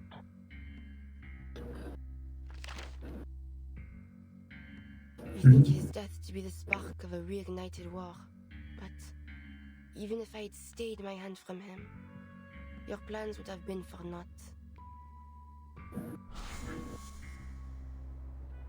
If that was so, why would the Manus risk exposing Hirschfelder? Why would they allow him to meet with the Foundation in Montpellier? If Hirschfelder hadn't been killed, would the negotiations have become a fruitless tug of war?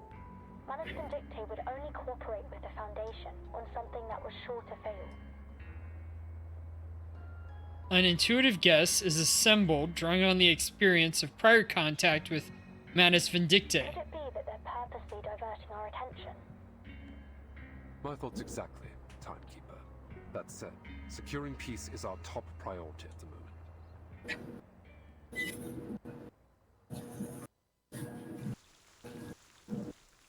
All right, shortest chapter. Yeah. Chapter 14, 2 pounds of sugar. Yeah, like they were saying, it's not at all that unusual for the Manus Vindictae to be doing some secret ritual to maybe raise up a monster or cause some other trouble.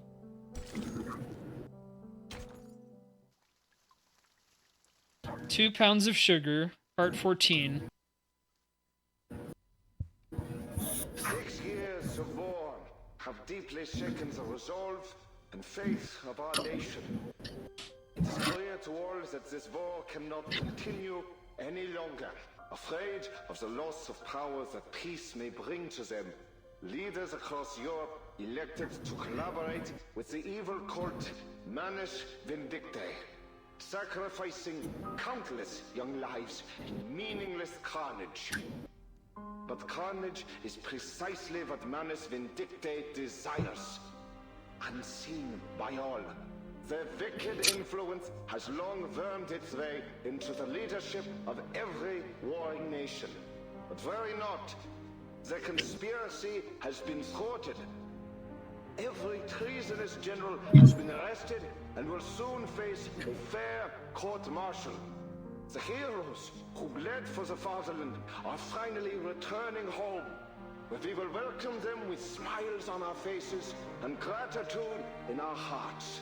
On the 11th hour of the 11th day of the 11th month of the year 1920, this war will come to an end. 11, huh? Yeah. Pocky Day. Weeks have passed since the assassination, and the desolate streets of Montpay have sprung to life again. Delegates from the belligerent nations gather on the opposite sides of the road. Soft bowler hats and ties decorate the event, mixed with occasional peaked caps and military epaulettes, though now precious few. More dignitaries demand tighter security. Each nation came with their own detail, but the operations commander insists on further reinforcements from the Foundation. Third routine patrol complete. No anomalies detected, sir. No further warnings from the Arcanum detection group. Should we lower the alert level? Maintain the current. That's some weird uniforms. Yeah. Stand by the command post at all times. Those are uniforms worn by, like, a very few of the kind of, like, internal military of the Foundation, like the squads that Christ is a part of, but he doesn't have that mask like they do. I don't know how they can see out of it. I'm guessing... Me neither. I'm guessing in principle it's meant to be a mask counter to the Manus Vindictae. Like, the Manus have hands on their mask and it's supposed to look, like, creepy, whereas these are supposed to look like, hey, it's still a mask? Why don't they have eyes? I don't know. Yes, sir. It kind of reminds me of, like, Warframe designs, honestly. I guess, yeah. Clad in white, Foundation security diligently carry out their orders. On the busy town road, the commander suddenly stops. Eyes shut, he focuses, trying to sift through the din of stuffy conversation. He activates his communicator. The line sparks to life instantly. Any response from Charles and Amanda? Negative. They've been silent since they reached Hill 299. It's like we're calling into the abyss. Chances are they got snuffed out by the Manus. Luck can't be on everyone's side. Even so, we need to recover the bodies. What? So they can be buried with shiny medals? The voice on the other end bites back with a sneer. A couple minutes walk on the battlefield and I'll find you a whole pile of that scrap metal. Any other signs of enemy activity? Nope. Not a single trace of the Manus scum. Maybe all this military and political turmoil messed up their plans after all. Let's hope so.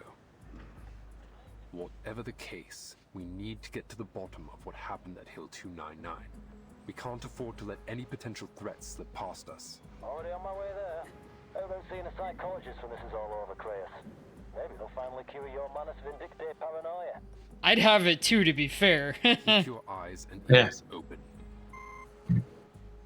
He ends the call.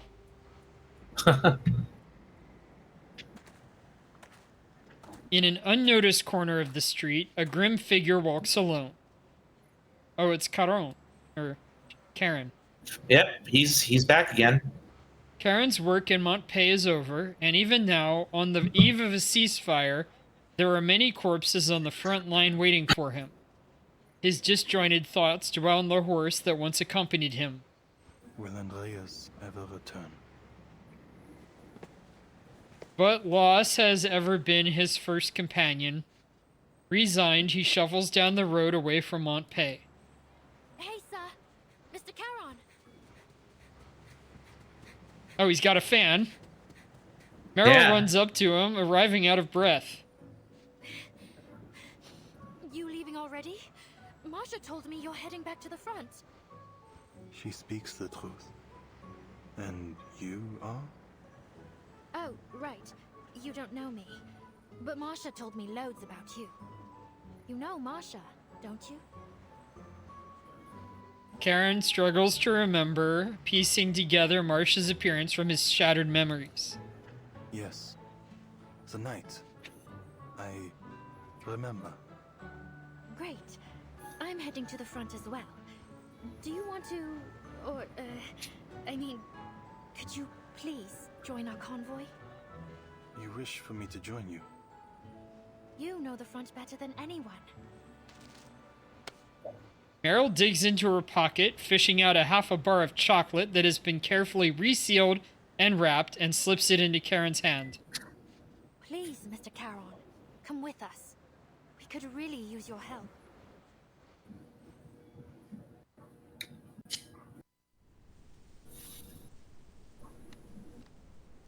The front is still as death. This quiet feels strange. Halt's Maul, Rudolf. Why, damn it? Soldiers in the trenches gaze up at the empty sky. The ceasefire has not yet been signed, but all military activity on the front line has been suspended. Yet the soldiers still man their trenches, hoping desperately to go home. Why did Billy and Franz have to? Eric rubs his face, his calloused fingers twisting his features with stress. 6 hours now have passed since the last time a shell exploded or a machine gun rattled. Yet the quiet has a strangeness of its own. The faint, cold wind shivers the lines of barbed wire with audible tensile contractions. So, who won in the end? Does it matter? Rudolph's head sways between a nod and a shake. Then, should we start packing up? Sure. You can finally take all those notebooks of yours back home. Weren't you planning to turn them into a book? Yeah, but I don't know. Maybe once I stop being a soldier, my motivation to write will stop too. What about you, Erich? What will you do? Make bread, I think. My family runs a bakery. I Yeah. can see it. My old man cracking open his finest bottle of Spätburgunder when I arrive. He said Pinot Noir here, but he said something in German. Yeah. An idea crosses Eric's mind. Speaking of which, I bet we can go and ask the boys on the other side for some food and drinks. They've got wine and soft white bread. At least, that's what P.O.V. said. I wouldn't mind some canned peaches. Fine. I'll get you your peaches. I guess I really am your Hauptmann, huh? He scrounges around for a bit of scrap cloth, then ties it to his rifle, intending it to be a peace flag. Erich, do not hurry to leave the trenches. Have patience. Karen slips back into the trench without a word. Eric drops his rifle for now and steps toward Karen. Oh, Karen, you're back. Any news? The delegations from various nations have arrived in Montpay. The armistice will be signed in 48 hours. It is best to avoid any unnecessary danger until then. But I'm starving, Caron. You didn't bring any food, did you? The chocolate? I did. The new voice catches Eric off guard. Who are you? The Foundation has issued food and drinks to be brought to the soldiers on the front. She is responsible for distributing them. Yeah, more or less what he said. Right. I need a hand unloading these crates of beer. Any volunteers? Any volunteers, Beer. huh? Yeah. There's beer. The troops all rise at once, climbing over themselves to get out from the dugouts below. In an instant, the trench is packed wall to wall. Hey, easy there. There's plenty to go around. Boys, you're humiliating yourselves. Get in line and I'll choose a few of you to help out. Eric calls out a few names, then turns to Karen. Where's Meyer Braun? He is needed in Monpe. Ah, that's a shame. Yeah, he's got a Backpfeifengesicht. But, ugh, who cares?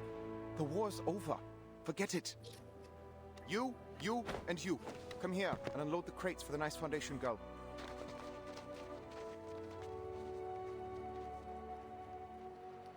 Some beer, maybe some broad spread, who knows? Yeah. The food is passed from hand to hand until it reaches every soldier. Rot and despair still hang over the trenches, but they do nothing to dampen their appetites. Rudolph cups a butter cake in his hands, desperately afraid of crumbling it. He hasn't seen such a soft and bright food in a long time. Then, all at once, he stuffs it into his mouth. Eric rushes to his side, shoving a mug of golden lager into his hands. Come on, Prost! Fine. Count me in. Prost! Haha! Prost! The metal cups tap rhythmically, shaping into a joyful and bright tune. From far across the field, their clinking percussion is met with raucous singing voices. What's that? Do you boys hear singing? I hear it too, from the other side. Why are they singing? Oh, right. These are humanitarian rations. They've been given to the other side too. They're probably celebrating. Eric jumps over the top, waving his whitish flag towards the other side. I see ya. Come on, boys. Let's make some noise ourselves. Close to you bastards over there. You understand what I'm saying? Prost! Santé! Cheers!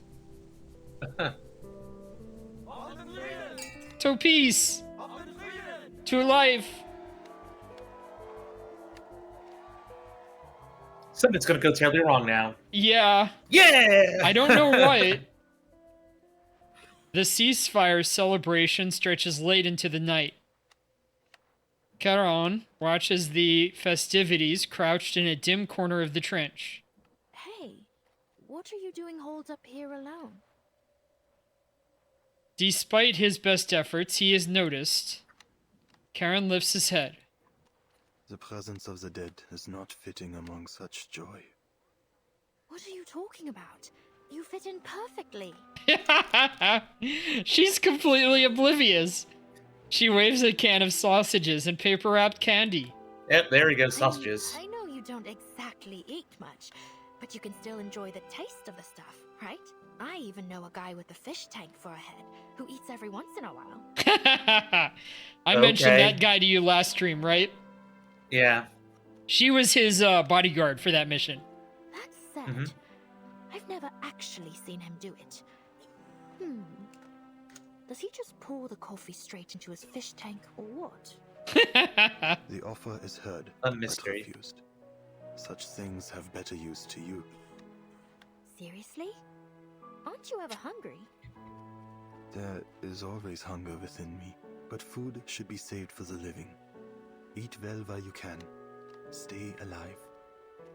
Well, you're not wrong, but I wouldn't exactly put it like that. Come on, take it. Hound's always poking fun at me for eating too much anyway. Hound? Oh, never mind. Just take it, alright? It's not like it's easy to get a decent meal out here on the front. No longer insisting on soliciting Karen's opinion, Meryl slips the cans into his coat pocket while touching the cold plastic wrapping of the chocolates. At least try try the chocolate in your pocket. It'll melt if you leave it in there much longer anyway. Karen doesn't resist. He nods and slowly rises to his feet. It is time I left. All right. I still have some finishing up to do here. Won't be long. Just have to make sure everyone's got their supplies. Where are you heading anyway? If you wait a moment, I can come with you. No, this must be done alone. There is a message. One that must be sent off.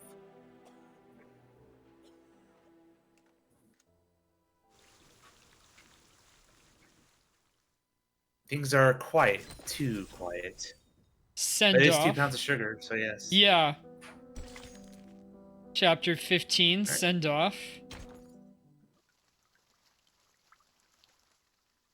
This is basically, we're getting into Act 3 of the story now. Yeah. Here you are, Eberhard. How? It's good to see you, mein Freund. How's everyone holding up on the front? They are celebrating this war's end. Singing songs and drinking beer. It's peaceful. Peaceful. He repeats the words with satisfaction. Eberhard's spirit has changed significantly from the last time they met. It's unexpected that the Foundation would allow you to move so freely. No, my duty is done. I have no place in Montpé. No place among suits and politics. He exhales, stretching in the crisp morning air. That red-haired official agreed to let me go for a walk every once in a while. He said, someone will keep an eye on you. Whatever. It's getting cold. But I enjoy a crisp winter morning like this. It reminds me of our days as students, remember? We had to get up before dawn. I was lazier than you. I wouldn't wake up until you rolled your bicycle to my window and shouted my name. Then the two of us would miss Latin class, just as Walter did. Yeah, I don't blame him. Latin class was hell, Walter. He was a good lad. Paul removes a crumpled envelope from inside his jacket. This parcel is to be delivered to you. There's a letter within it from Herr Mühlenberger, addressed to those of us in Class 3. Herr Mühlenberger? I was planning to visit him during my home leave, but... Well, you know what happened back home. But he doesn't have a clue about what happened out here. What use is this letter? You and I are the only two class members left since the fall of Montpé. All right, let's hear it, Paul. Steadying his breath, Paul tears it open. He unfolds the letter. Meine lieben Schüler und ehrenwerte Soldaten. My dear students and honorable soldiers. The war has reached a critical point, and as your teacher, it is my duty to boost your morale. I am aware that the vision of the war from the front lines may be more limited than for us, those of us in the fatherland. So allow me to make things clear. Victory is within our grasp. Though I'm certain life on the front is tough, remember that this is a sacrifice for a greater cause. Therefore, let your suffering be sweet. This will be the most glorious moment of your lives. And as I have taught you, perhaps it will please us one day to remember these things. Gefallen. Hört ihn euch an. Hat sogar Lucans Gedicht zitiert. Oder war es Virgil? Please us? Ha! Listen to him. He's even quoted Lucan's poem. Or was it Virgil? Es ist höchstwahrscheinlich Virgil. It is most likely Virgil. He has quoted him below. Fortune favors the bold. Das Zitat über das Erinnern. The quote about remembering things. How do you say it in Latin again? Forsan. Forsan. Hake. And then what? Und dann was? Das Et fehlt, Eberhard. The Et is missing, Eberhard. Forsan et Hayek, Olim Memenise, And perhaps it will please us one day to remember these things. Ja, genau das. Yes, that's it. Ah, hat geschummelt. that old fart. He cheated. These aren't even his words. What a fool. He doesn't even know what he's talking about. Eh. After a bitter laugh, both are silent for a moment. Pa, I'll never be pleased looking back on any of this. If I have children one day, how will I tell them about all this? I sent our fellow countrymen directly into the line of fire. A death trap. Knowing full well that the enemy would retake the ground in mere hours. Young lives. Lost one after another. And for what? Some senseless orders? I've heard enough. Put the letter away.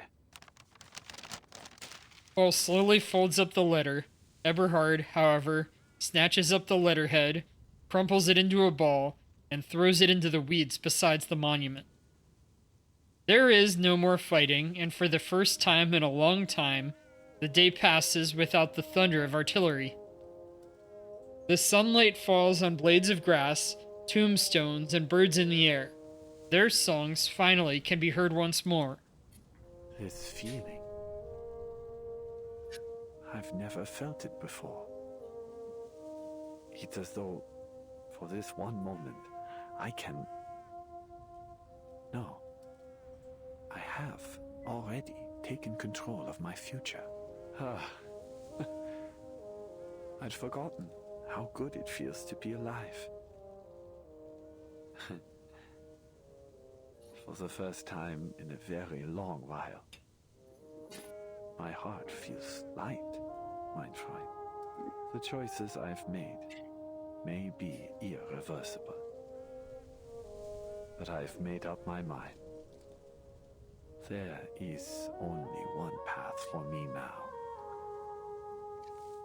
He looks to the top of the hill and starts climbing. Do you not wish to continue your studies? Your writings are surely safely stored in the school's archives. Would you return to school, Paul? It is unlikely, but you still may. For what? For knowledge? A diploma? That might have mattered to the old me, but I'm no longer that boy. Eberhard. It's too late, mein Freund. Far too late. I need some time alone. Please, write a reply to Herr Mühlenberger for both of us. The weather is unseasonably mild, and Eberhard begins to climb the hill like a student on a field trip. The sunshine and brisk air make the world feel new. The war is over, Paul. The sky is so blue. Just as it always was. Just as it always was. Well said. Farewell, mein Freund. He waves, turns, and walks away.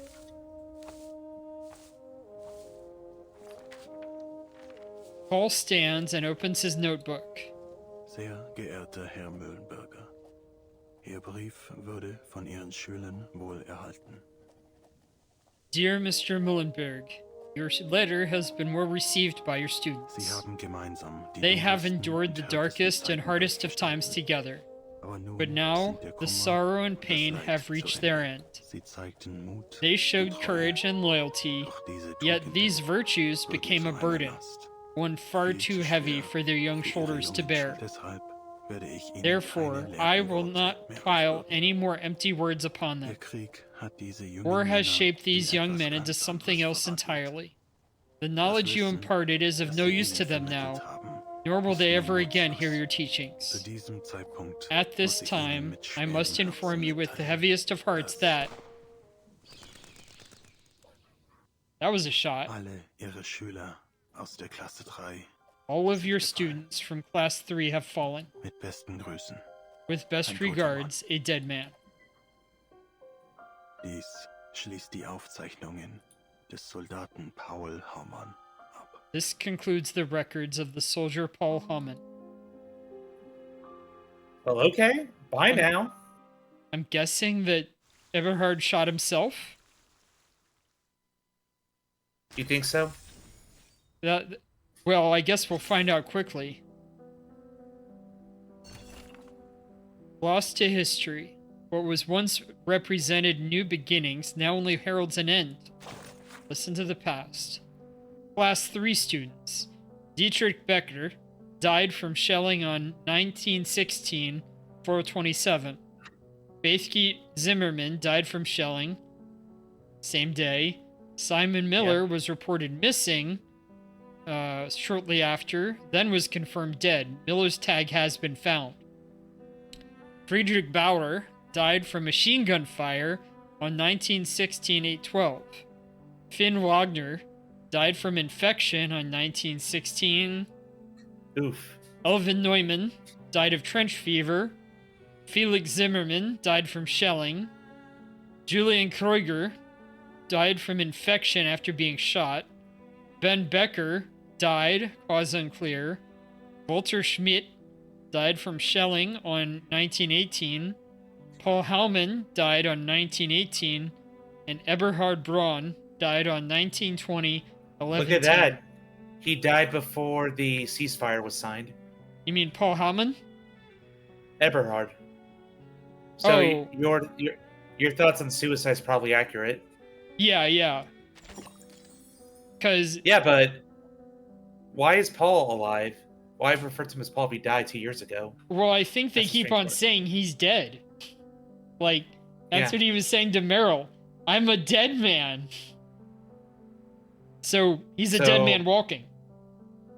Is he an arcanist? I think he is. Yeah, I guess he's an arcanist. I think he's a very special arcanist. Most arcanists just die. He might not have been, like, an arcanist beforehand. He's probably a special case. Yeah. So, I think he has a supplementary story as well, which I have not gone through yet, but I'll go through that, and maybe I'll tell you what happened in his supplement afterwards. Yep. Because it is a mystery. He's gone from the story now. And two friends, and on this day of glory, the poor guy just ends up offing himself. Yeah, and has no life to go back to. It's Eberhard that's gone from the story, not Paul, not Karen. Oh, right. Yeah. All right, onwards then. We're moving and grooving. Yep. Got about another 7 chapters left. Chapter 16, An Unfulfilled Prophecy.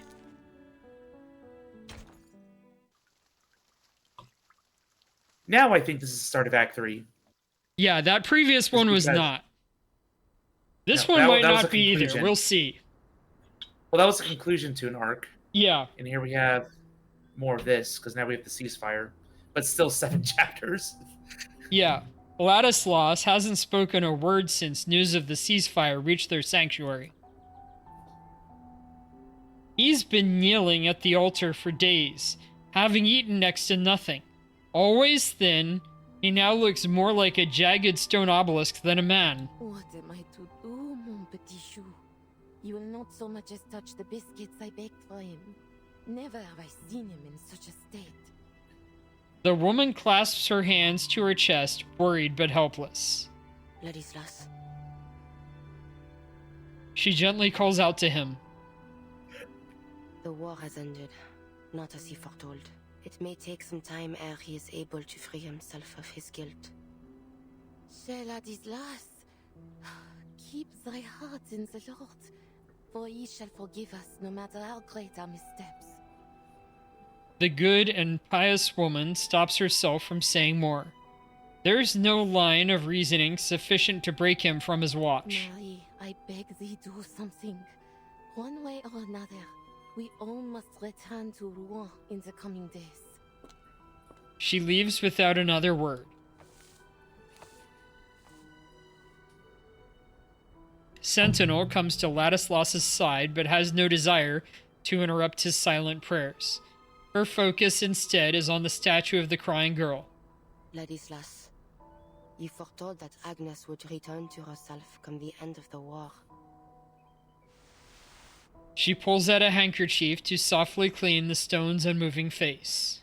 Yet she remains unchanged. Is there truly no way to revive our dear friend? Our family? Once again, she receives only a humbling, guilt-ridden silence. Marie? She turns to the voice, finding it belongs to the woman that has become a regular visitor to their sanctuary.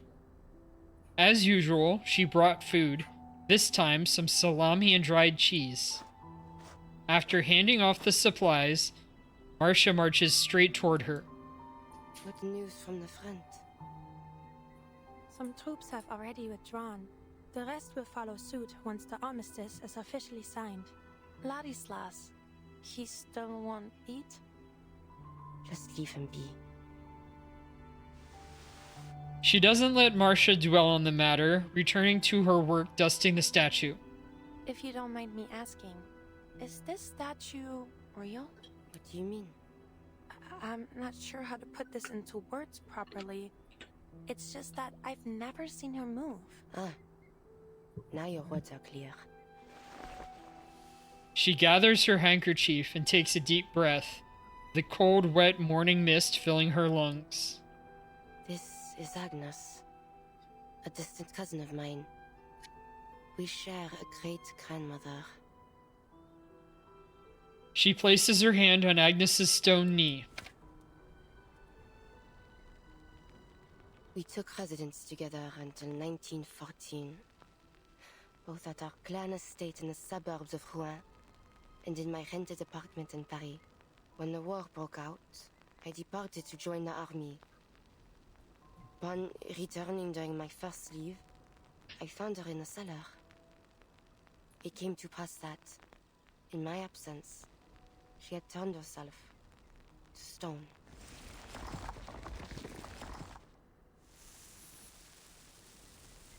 She can stay in this form as she pleases? Only so long as her heart yet beats. Were she to turn to stone from within, she would be unable to restore her body to flesh. But Ladislas informed me of another possibility. He said Agnes's petrification was an extraordinary act of self-sacrifice, and that this sacrifice was also a prophecy. Gargoyles were not to coexist with this war. He said that a miracle would occur, that Agnes would be freed from her petrification. I thought it might have been true. She glances toward Ladislas, still kneeling. But I suppose it was not. Agnes has shown no signs of recovery. There must be another way. The gargoyle shakes her head, disheartened. If only there were. If only I knew of one. But there is very little I know of our bloodline. While the young of my kin generally receive a traditional education from within the clan. My grandmother supported my decision to attend a secular school in my youth. I resided in a small rented apartment in Paris for some time, hoping to enroll at Lonsad. That was until the war broke out. Oh no, not a secular school. Big deal back then. She's the heretic from the beginning. Sentinel forces herself to look into Marcia's eyes. This war, well, you have seen the face of it. It takes but one shot to end a life. And this war has hurt millions. Friends, family, loved ones. I have lost far too many. Marie. Forget it. Tell me, have you yet time today? What do you want to do? Take a stroll. I have spent far too much time in the monastery.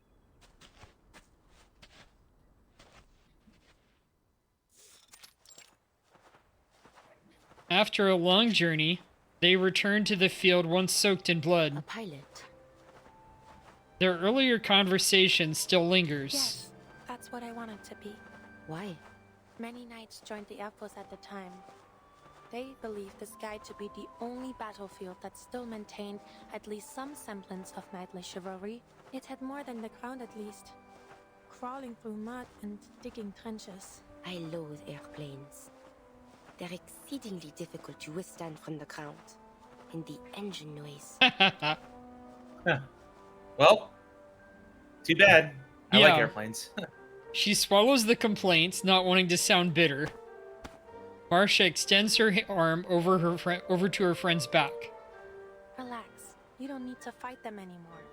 In fact, I'd wager you'll come to like traveling by plane in time. Her eyes right there. Sorry, I skipped it. She turns to the sea of grass rippling in the wind. Corpses that lay yonder.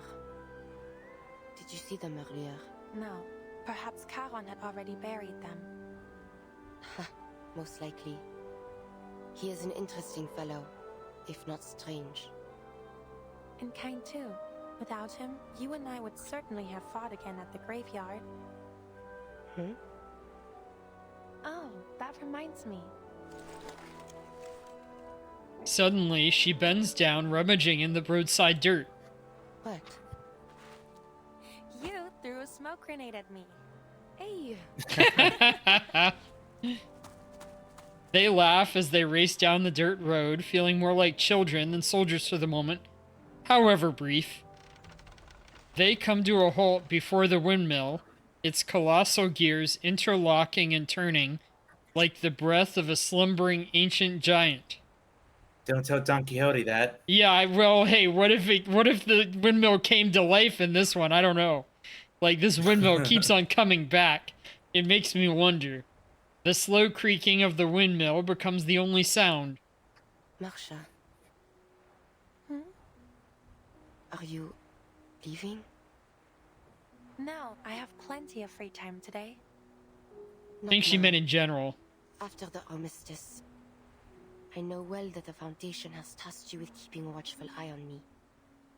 It's not exactly like that. All is well. You may stay. So long as you do not lie, I shall even aid you should you require it. But do not attempt to persuade me to join the Foundation. I cannot abandon my family. I know that. I'll be leaving after the armistice is officially signed. It comes from the windmill. Oh no! Sounds like a horse to me. A horse. Wait, is it Paul's horse? They cautiously approach the windmill's entrance. Sentinel moves ahead of Marcia, turning her body sideways, and hardens into stone to give a weighty push on the door. Wow, what a beauty! A horse indeed.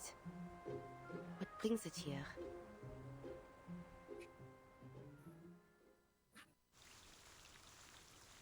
Okay, that's a weird way to end a chapter, but I'll take it. I guess this is your signal that we are on to the third act, but... Yeah. Open the letter. A letter from home. My dearest cousin Ladislas, how oft thou art in my prayers. I trust with all my heart that Italy hath already begun to feel as home unto thee. I am told the folk there are of warm spirit and generous of hand. I can well believe thou hast found many a kindly friend upon thy path. Marianne and I do prepare for a journey into Austria, and our hearts are full of longing. For there lieth, as thou hast spake so oft, the very heart of the new art. I yearn to lift mine eyes unto the golden tracery crowning the Secession building, whilst Marianne doth dream of wandering through the galleries and little shops of the Wiener Wirtschaft. No idea. We have set our minds upon the Karlkirche, Fischer von Erlach's great Baroque church. They say... German. Yeah. They say its 19 stained glass windows shine as jewels, and its nave holdeth a majesty not soon forgotten. Should any sketches from our travels serve thy studies, it would delight me to send them forth. Our past words dwell yet within me. Marianne telleth me ever of the new age dawning, of electric light supplanting the gentle glow of candles, and of the darkness of our nights fading away. Yet, dear Ladislas, I still feel the nearness of the old ways. This age of machines hath left many unsettled and without refuge. Soon they shall crave a quiet place wherein to kneel and seek God's comfort and counsel. Then do I call to mind thy words, and my heart is moved, that our prayers must rise above the clamor of industry, and so do I begin to dream, with thee in my thoughts, of a church for this new century, yet still a haven for the soul. Though my cousin smileth at such fancies, her words have sown new imaginings in me, and I have begun to set them down in my drawings.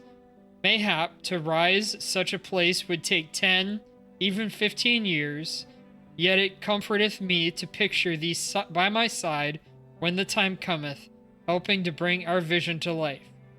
Thou art ever in my thoughts and ever in my prayers. With all my love, Agnes, April 2nd, 1914. Okay, so Almost a letter 6 years from ago. Agnes to Ladislas before the war and the significance of it really came to a head. Yep, this was before the war, pre-war letter. Yeah. Serenity on the wind. Hey, Serenity, you're still there. Yeah. You're in the title card.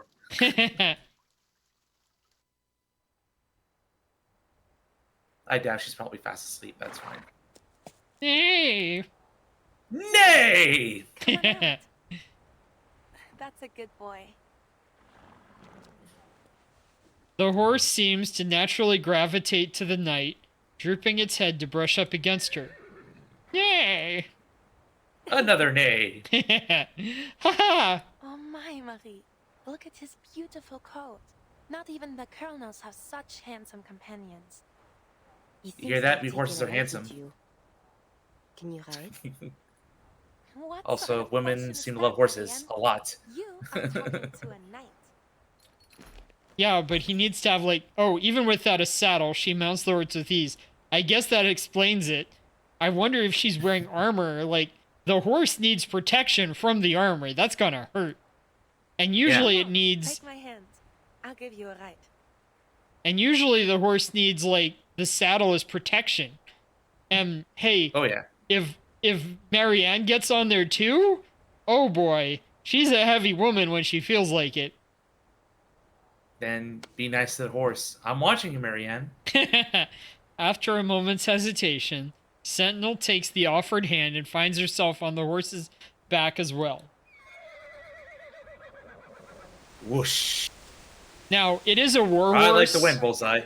It is a war horse, and they're typically a lot larger and stronger than a normal horse, so it might not be as bad. Yeah, Let me off then. you're used to it. Enjoy it yourself. What fun would that be?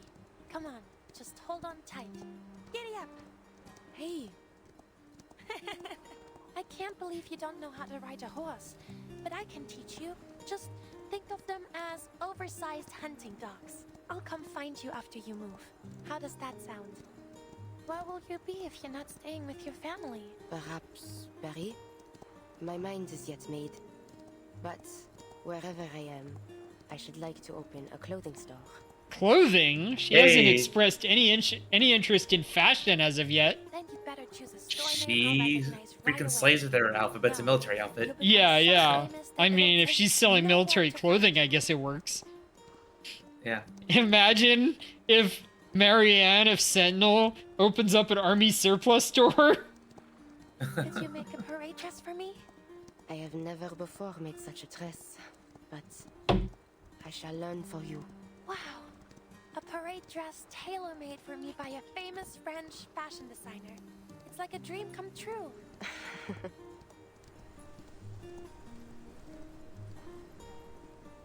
This might be the first moment of true peace they've felt since the war began.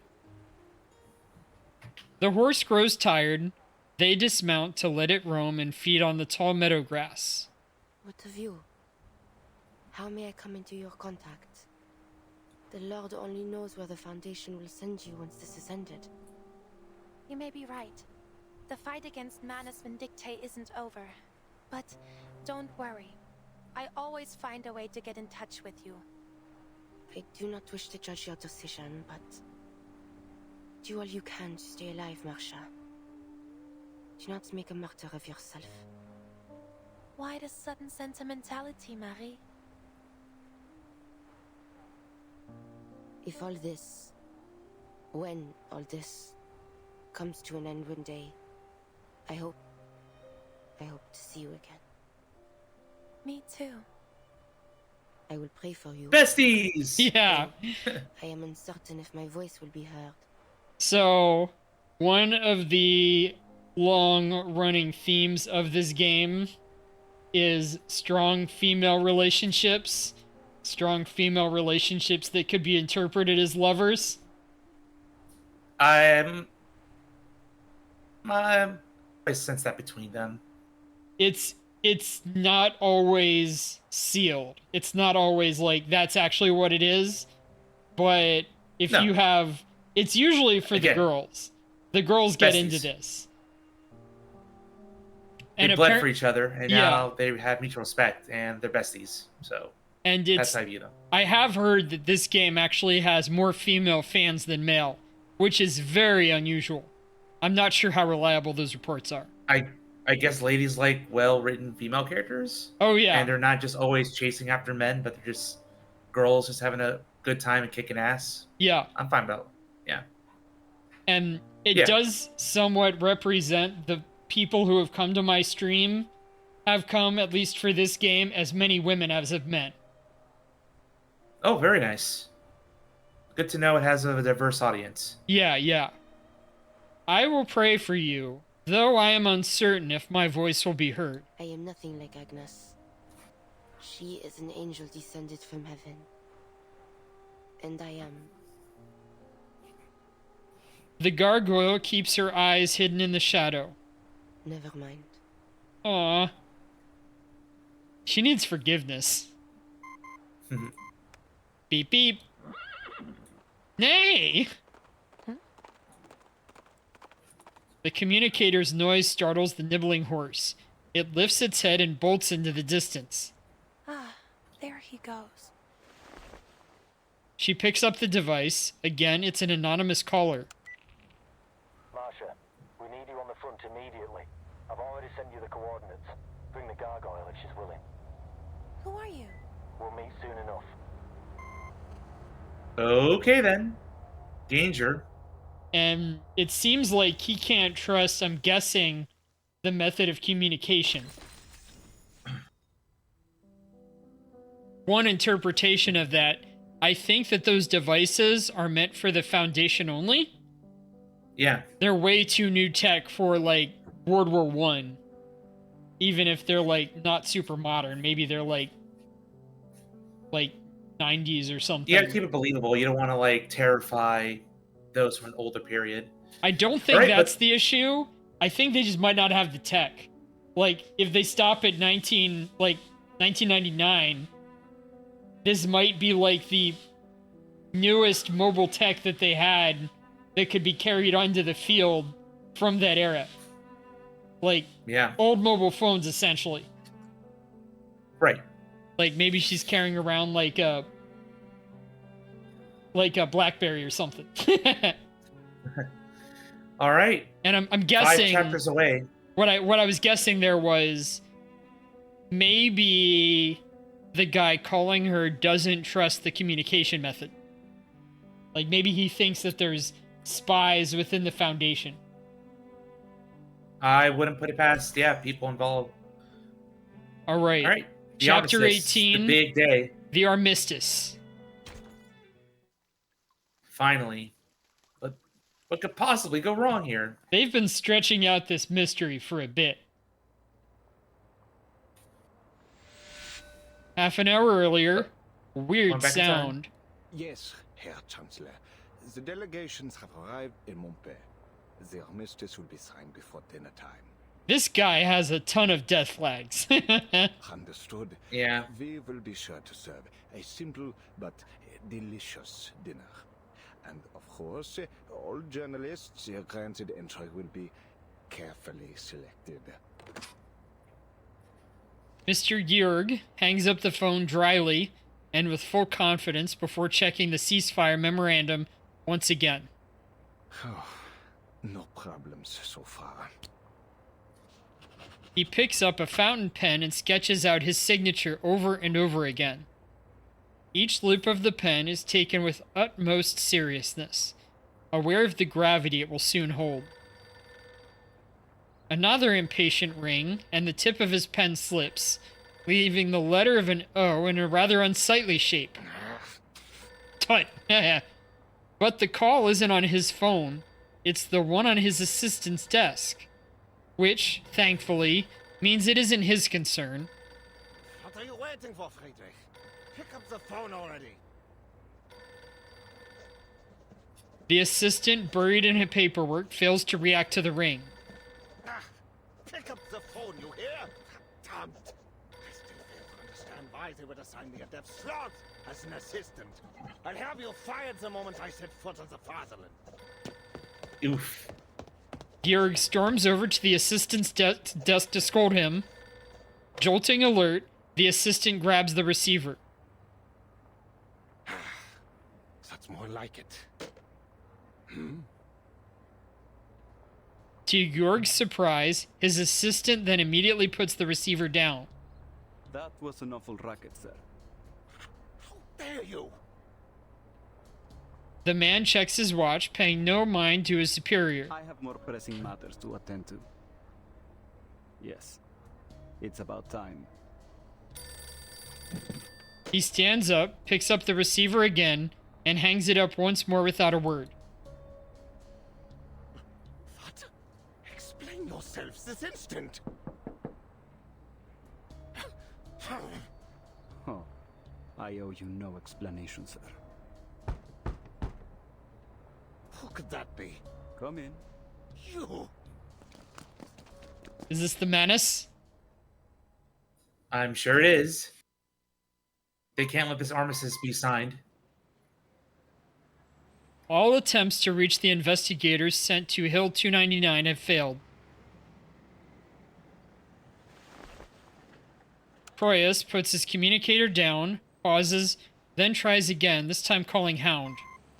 But only static replies. No response either. Proyas watches the passing politicians with growing unease. They don't flinch under Cryas's gaze. In fact, they don't seem to pay him any mind at all. Their limited time is devoted to the pressing matters of peace. Paravian exits a nearby building and makes his way to Cryas. Sir, a new batch of counter-arcanum devices has been deployed, as instructed. Good. Any contact from Meryl in the past 3 hours? No. She's probably still on the front. There's a lot of celebrating going on out there. Cryas tries the communicator once more, this time calling a different squad member. Beep, buzz, static. Something's not right. A shot rings out like a thunderbolt on a cloudless day.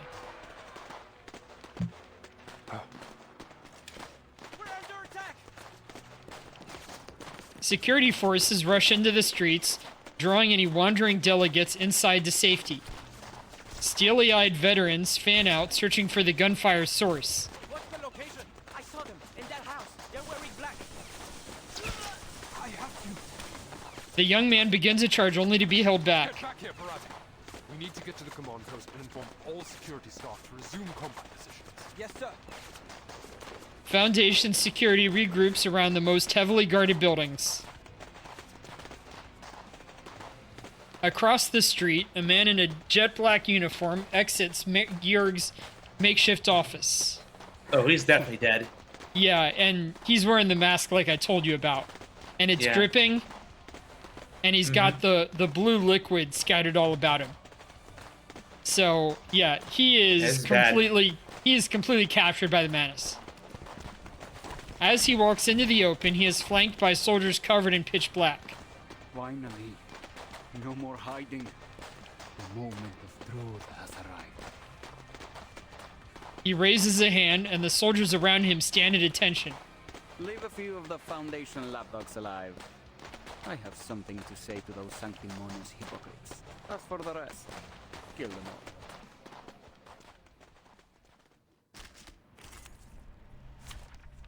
Here we go. All right, regular You team. go fight. I'm just gonna go ahead and grab some more water while you do that. Sure, The sure. BRB. All right, we're doing a regular battle. First of all, we start off by having Semmelweis buff our main DPS, which is Nautica here, who is a chimera whose upper body is mostly human, with the exception of, like, this hood that she has, which forms wings. But her lower body is an empty, like, mystical beast that formed around her when she was caught in the middle of a ritual. Next, I'll stick on a counter, which does a ton of damage every time that somebody attacks Nautica. And we'll start having Sentinel channel so she can get some shots off. Victory comes in a tide of blood. Close your eyes. This ends now.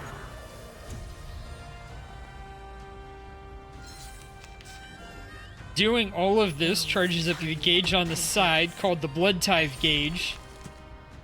A shot hit. These guys are marked with their own counter effects, but getting hit mild amounts is mostly a help to my team. Alright, I'll move this over here, combine these together to make them stronger. And I'll hit with this, which is Nautica's AoE attack, and sucks some HP from all of my characters to buff up her ultimate. And that gives me access to a rank 2 attack for Sentinel. She can take a shot off of that. Build the hidden. Face the truth. Now is the time of repentance. And that series of attacks killed 2 of them, leaving Enemies of peace shall be stamped out. 1 Now left, is the time of repentance. and Sentinel to take a few more shots. Now we have 2 ultimates left. I can... Like a splash of red. And I'm back. Alright, looks like you're almost done. Yep. Easy peasy. It'll all be over soon.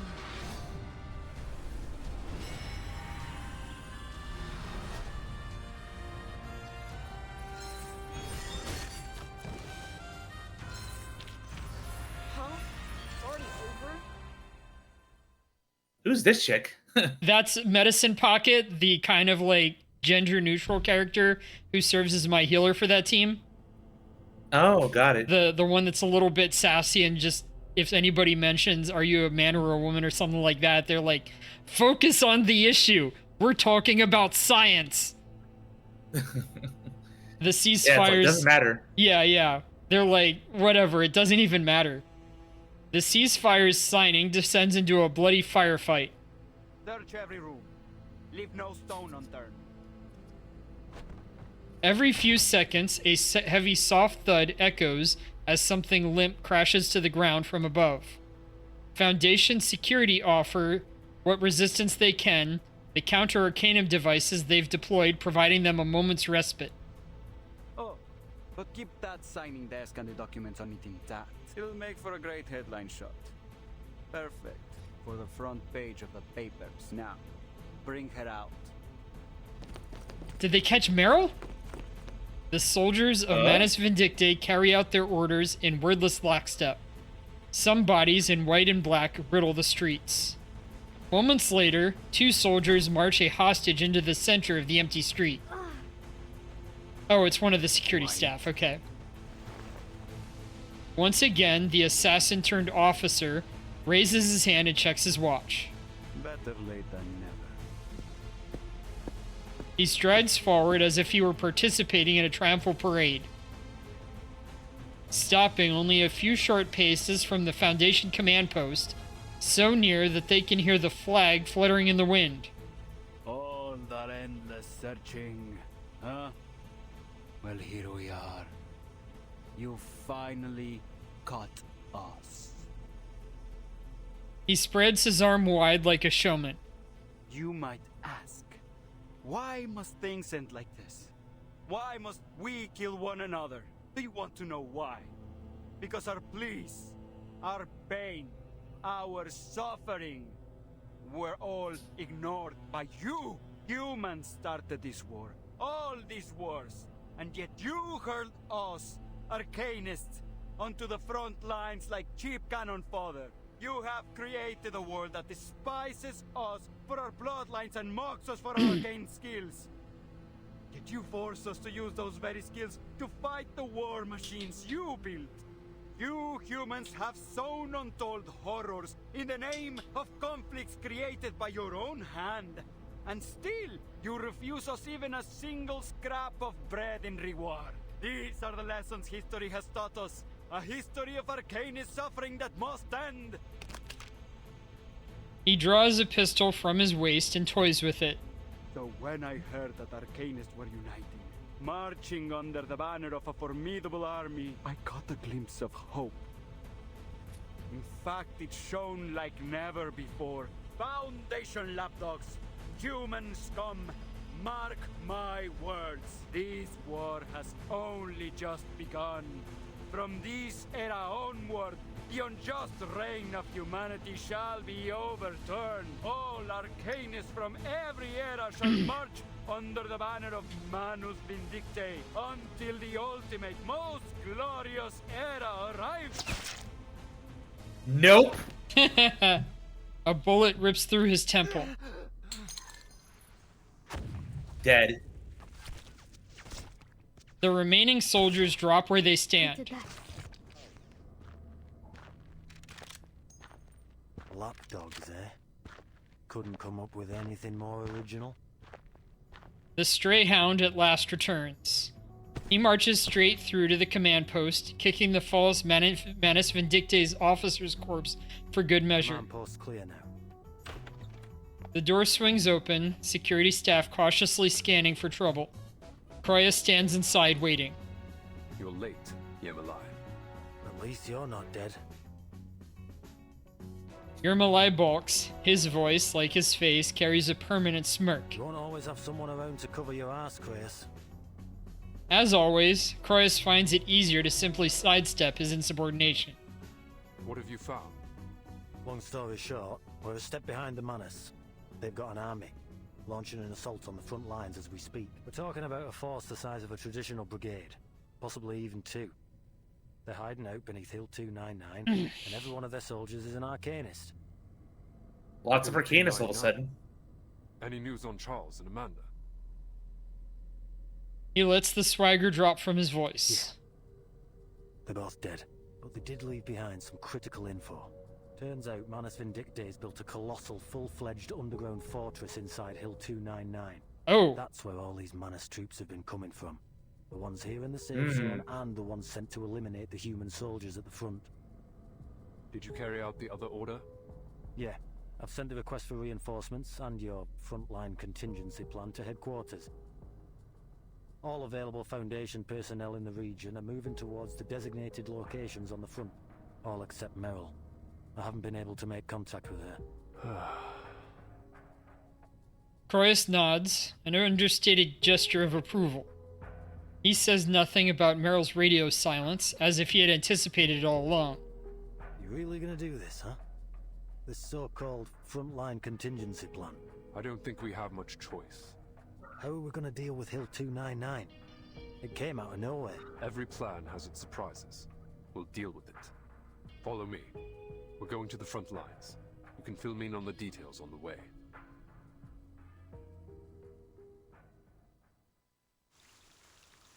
Yep. And so Act 3 kicks off with a bang. Yeah, now literal one. See how this. Yeah. I knew this is where things are going to change for the worst. I didn't know exactly what they have planned, and I still don't.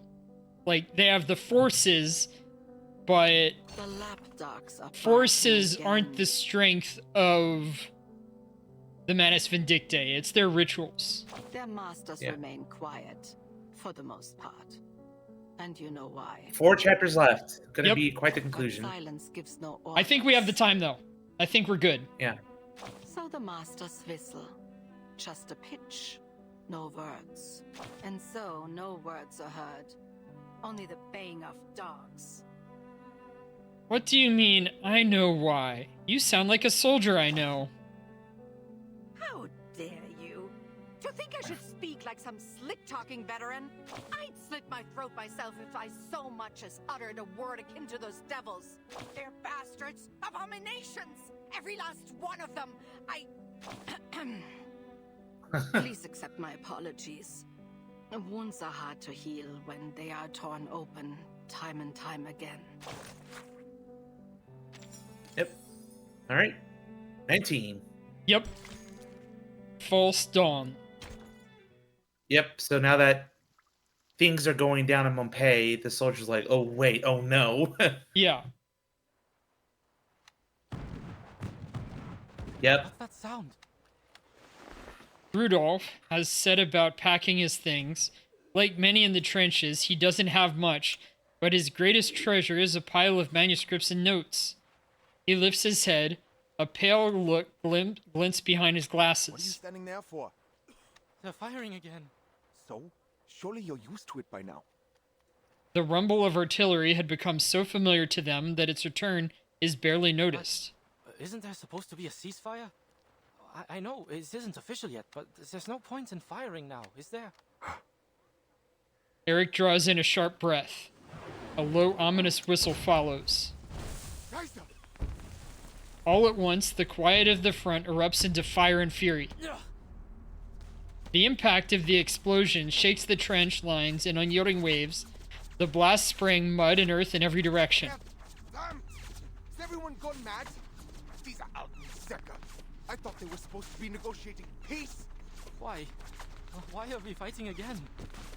Rudolph sprawls out on the ground trying to find his baggage, which has been scattered in the blast. Clothes, notes, and cans are buried in loose dirt or carried off in the air. No! Forget that rubbish! Get in... Eric forces the bespectacled soldier into a dugout, then forces himself up to the parapet, peering over with his periscope. Scheiße! Who in the hell is attacking us? Not the French. I don't know. They're not even wearing blue. They're in all black. You're right. Are they wearing masks? Can they even see through them? The flank! Scouts and messengers dash in every direction, alerting everyone they can reach of the attack. I don't know who or what they are, but they're coming from our flank!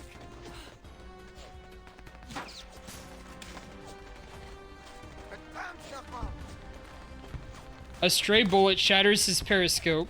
He tosses the device down with a stream of curses. He grabs a messenger by the collar. Men from the second company, assemble! Focus fire on enemies in black uniforms. And now a fight. Of course it is, yep. And they're giving me 5 characters?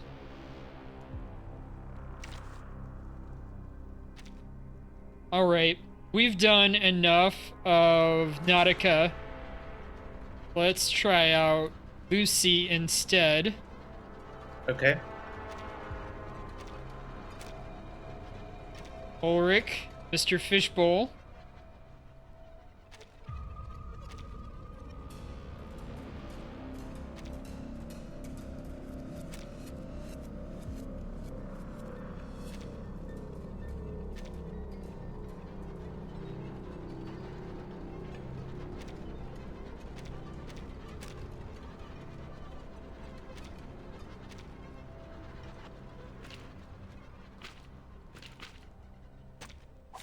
Program activated.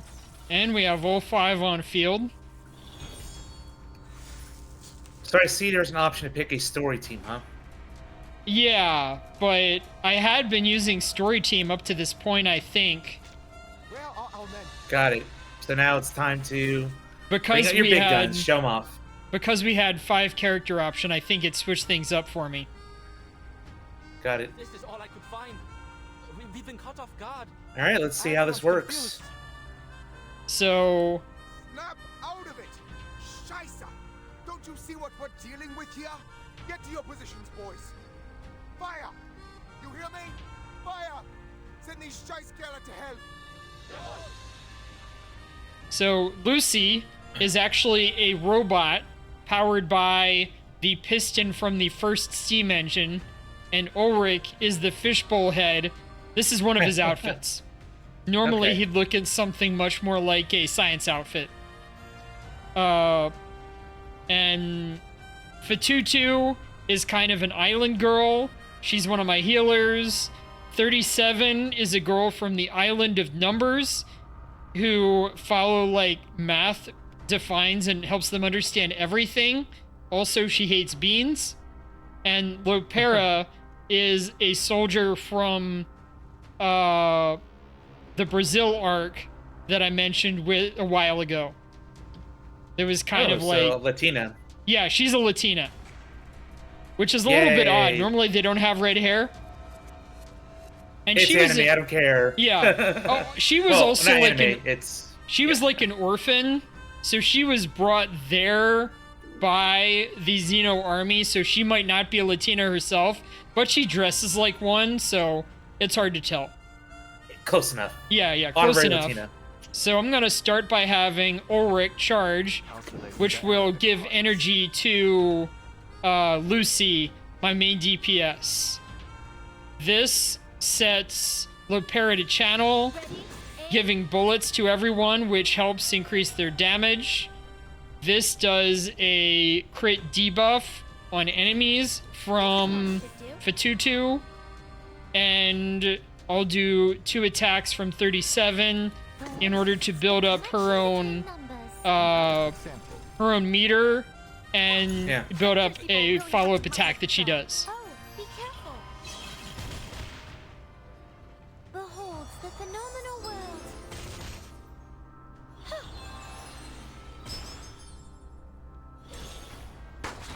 Triangulation. Yeah. More buffs. Oh, it's a lot of cards. Yeah. And you got an ultimate. So this ultimate is an ultimate buff from Lopera, which creates something in this game called an array, which is a status effect that will appear over here. You can only have one array active at a time.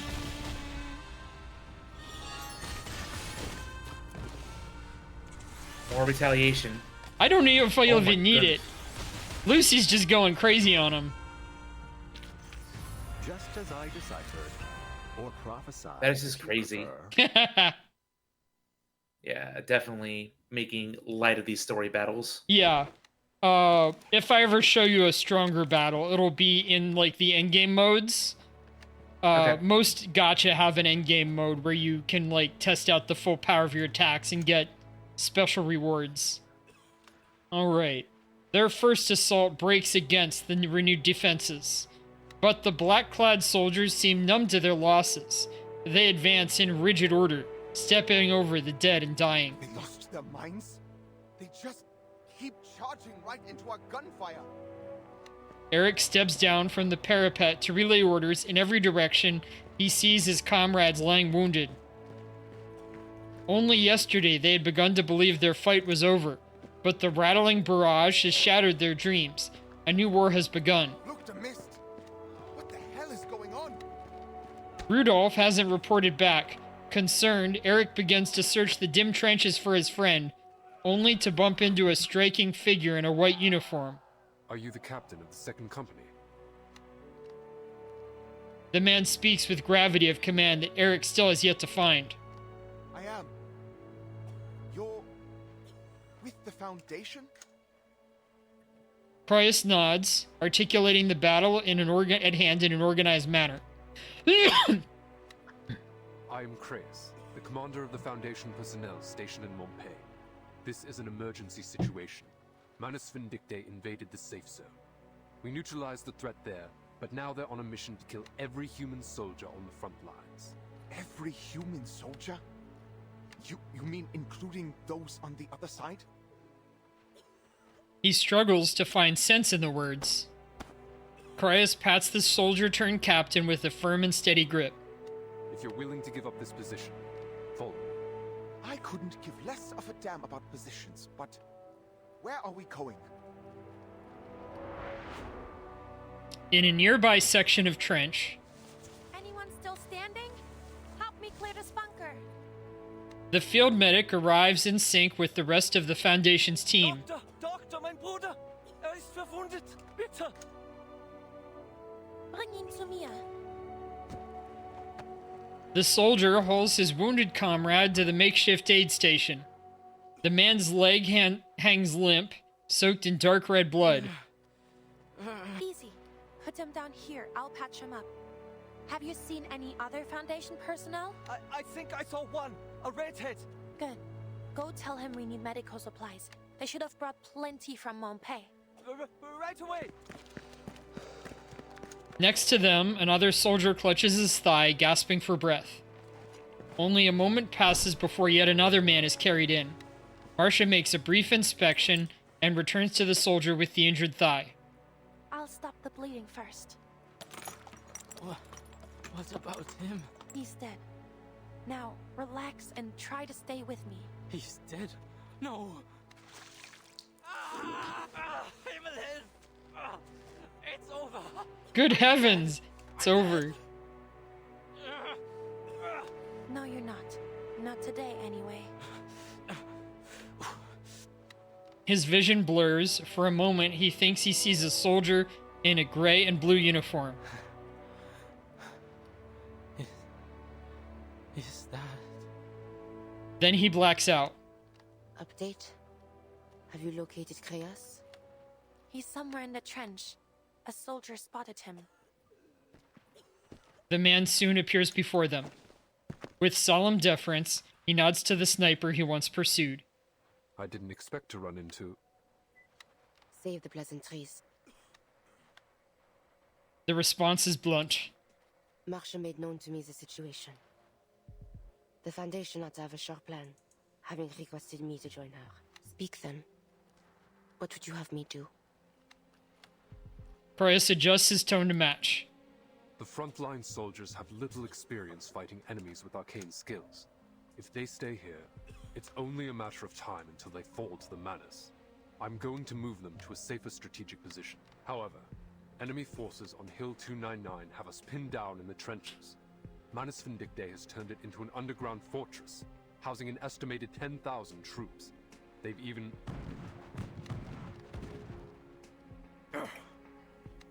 positioned artillery on the hillside. Retreating under that kind of fire would be a death sentence. Eliminate the threat from Hill 299. Then withdraw the troops from the front. This is the Foundation's plan? Not the Foundation's plan. Not yet, at least. An icy restraint condenses in the man's eager eyes. This is my course of action. How do you intend to do this? Even with an army of 100,000 at your command, to take a fortified high ground under artillery fire is no surety. I know. That's why I need your help. Prius stands solemn and sure, though he knows how absurd his request sounds. Such an act is to walk into the valley of the shadow of death. What difference would be made if I lent my aid or withheld it? If I recall correctly, gargoyles are insusceptible to poison gas. That's correct. So we may be able to take a subtler approach. Please, come with me. My subordinate will give you the details. And so the master plan begins. Yeah, to bring this story to its end. And it seems like the enemy doesn't care about poison gas, so they may be susceptible to it. They may be vulnerable gates of hell, to how it. fitting. And a full hour later. Yeah. Amid the chaos, can you hear it? The low hum that comes before a great change. A recent report on Manus Vindictae. Reports continue to arrive across the globe concerning Arcanus operating under Manus Vindictae. A complete list of names and locations can be found in the attached appendix. These individuals have been gathering in coordinated cells, their training evident, given the efficiency and precision of their attacks against human military forces. It is no longer accurate to call them merely an organization. They are, in fact, an army. Each morning, I open what feels like 10,000 urgent messages clamoring for my attention. with still more pleas for reinforcements. Our office has been working without pause. Fatigue has dulled even my anger. Nothing surprises me anymore, not even reports of skirmishes between warlords in the Eastern Territories. At times, I am tempted to reply that they needn't fret. East or west, it makes little difference. The entire world is sliding into chaos. The contingency plan drafted by Croesus has now been submitted to the committee for review. It addresses the escalating threat posed by Manus Vindictae.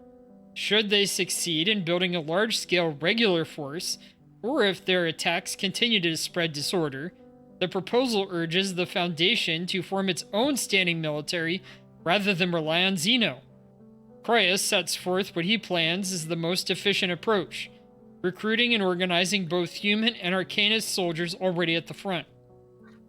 This is madness! Does he intend to make the Foundation a rival to every government on Earth, an entity viewed with still deeper suspicion? Croesus has always been radical, but war elevates such voices. He shows no concern for how the world might react, arguing instead that we live in an age the storm could erase at any moment, so we are not obliged to heed their protests. Only recently would such words have been unthinkable. His position is plain. If Manus Vindictae declares open war, governments will have no choice but to align with the Foundation. Yet, should we follow his plan, we begin the most perilous of games. Yep, we're going against peaceful options. Like, we got to take the fight to them. So I'm with this guy. Yeah, the question beforehand was peaceful with regards to everyone else, not the Manus Vindictae. Is this a peaceful option with regard to the other nations or not? That is a question. Chapter 20, Gates of Hell. Oh, yeah.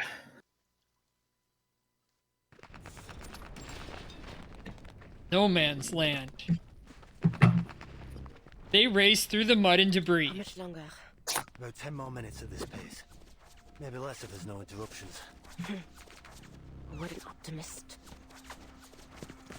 There isn't anything more to say. They just keep moving. Until they leave the trench behind. Take cover. They dive into a shell crater. A bullet skips off the lip of the earth in front of them, kicking up wet clods of dirt. Pin them down.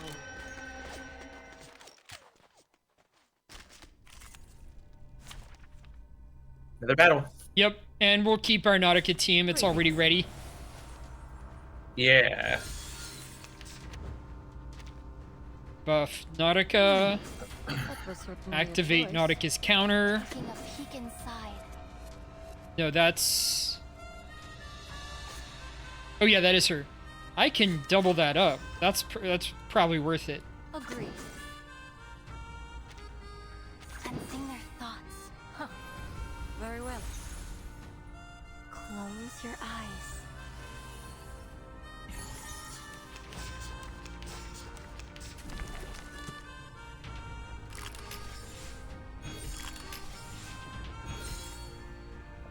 And a lot of buffing for them. What was that? They're probably going to die now. Yeah, a lot of buffing from the enemy team. They started readying grenades or something. I'll hit them with the channel. I'll hit them with her other attack, the Martyr of the Abyss. And I'll hit her with her AoE attack. This ends now.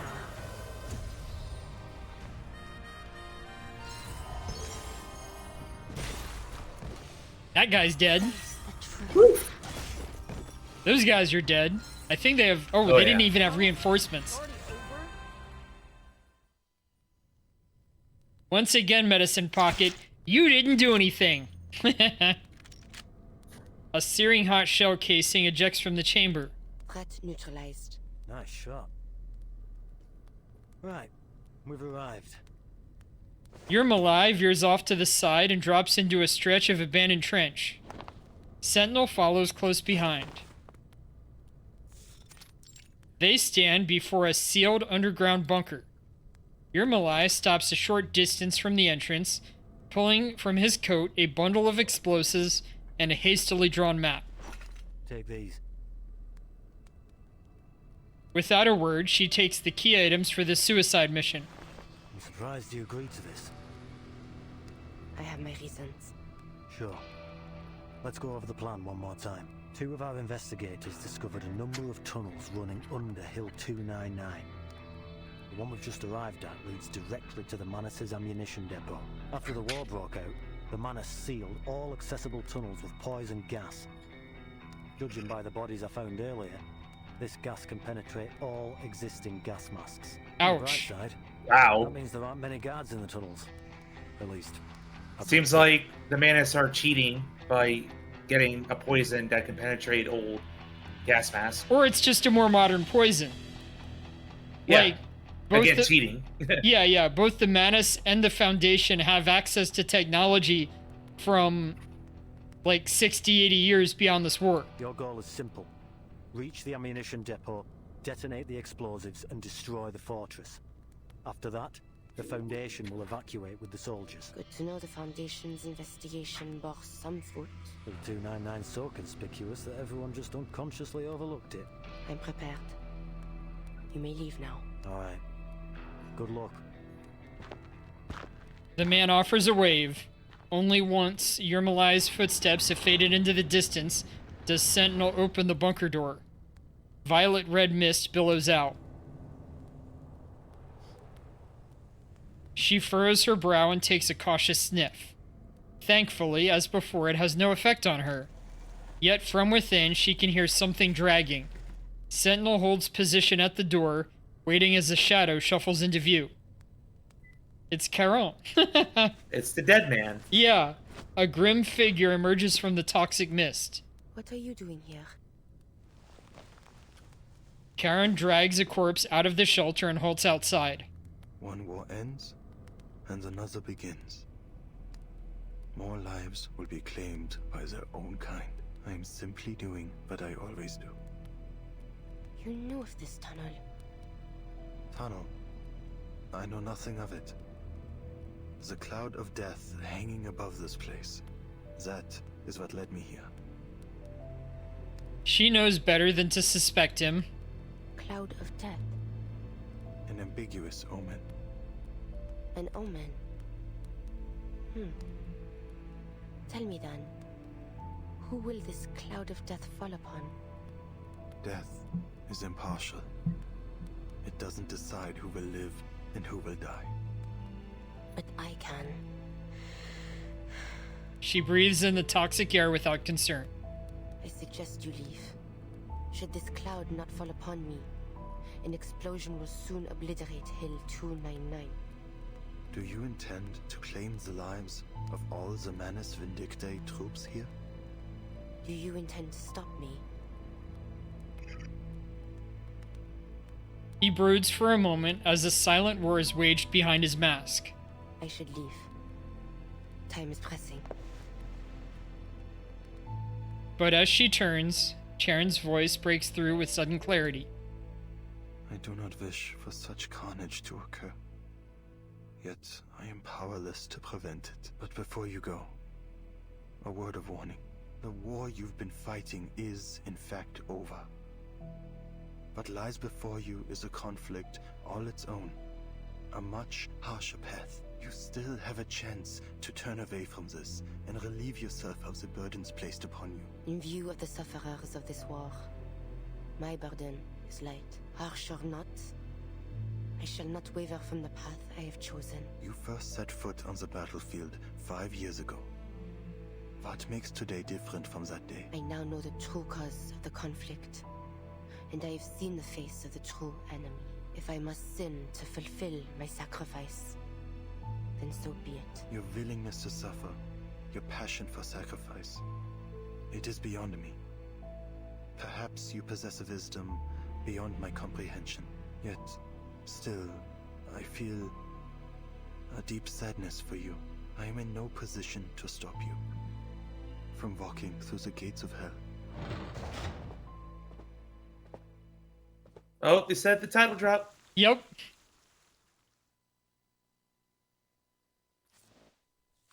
Onwards, the final couple chapters.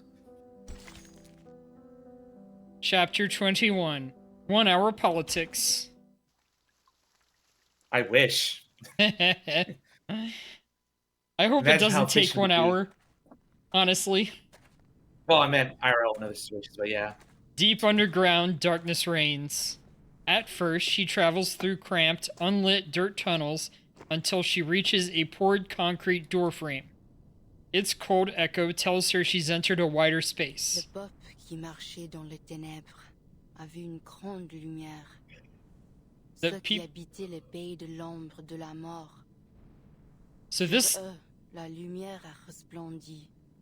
This looks like a Bible verse. I'm not sure exactly which one, but it reads like a prophecy. I want to say Psalm 23. Maybe. The people that walked in darkness have seen a great light. They that dwell in the land of the shadow of death, upon them hath the light shined. I would say not, but I'm not sure. Like, definitely the shadow of death part comes from, I think, Psalm 23. But this reads like a prophecy, which the Psalms are not.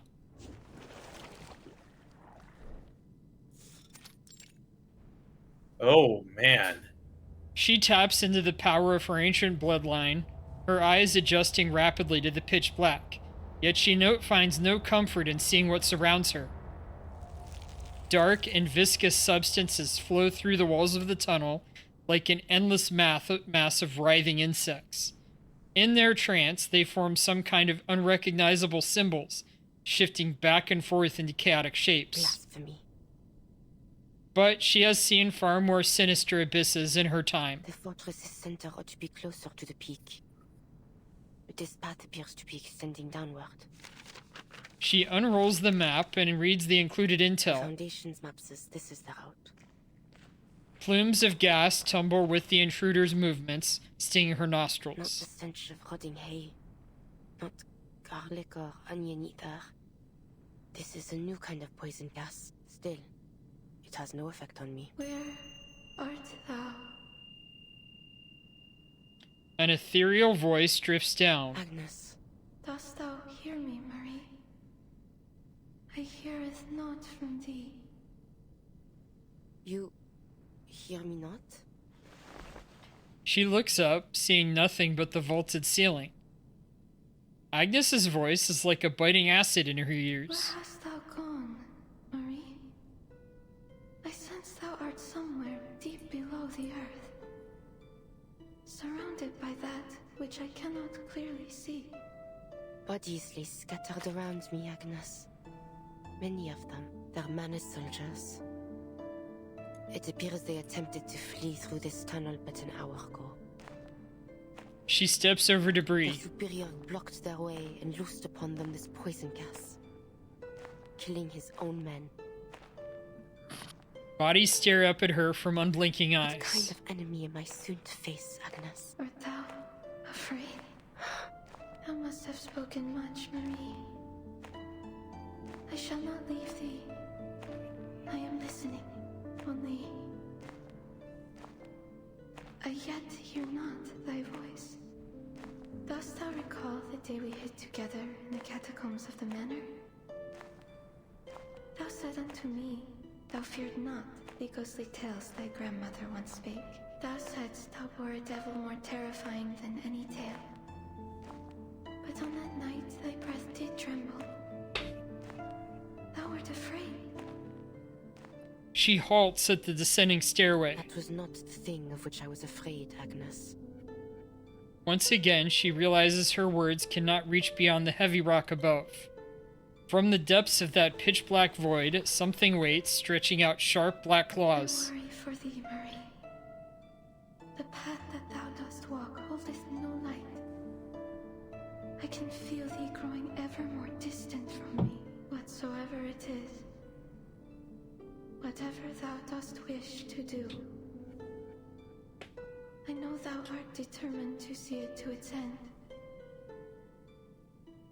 But I pray thee, make haste and come unto us soon. Wilt thou, jusqu'à ce moment-là, je prierai pour ton âme. Until that time, I shall pray for thy soul. Waves of cold stone scrape over her skin as she readies herself for battle. Then she begins her journey down.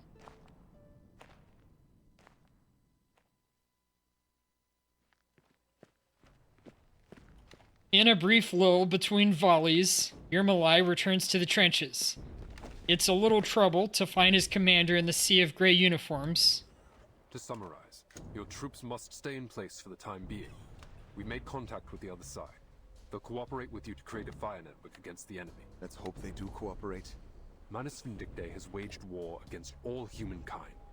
We must work together if we're to get through this. Eric knocks his helmet with frustration as he leaves, chafing against his orders, burdened by the lives placed in his care, wishing now more than ever that he was just a soldier again. Yermolai steps forward. So, you're the commander too now, huh? All I did was convince them to work with the Foundation. But you don't represent the Foundation. Not without proper authorization for your plan. The soldiers are desperate. I won't hesitate to do what I must to restore their home. What's the status on your mission? The gargoyle's en route to the target location as we speak. Conservative estimates that she'll take another hour to get there. Hound's voice comes out low and hoarse. But who knows what she'll come up against. She might not make it. Unusual for you to show compassion in such a moment. It just brings back unpleasant memories. You know what I'm talking about, Chris. That wolfish grin returns to Hound's face, and Croyas ignores it once more. Then we'll wait one more hour. The Foundation's reinforcements will likely have arrived by then. Should it come to it, we will regroup and consider our next steps with them. Huh. If there really are reinforcements, that is. They're launching a second offensive. Hold your ground!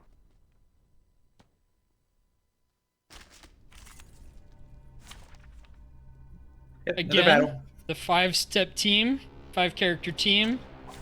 Stay behind me. I'll keep us safe. Oh, and they've got an armored vehicle covered in the Manus slime.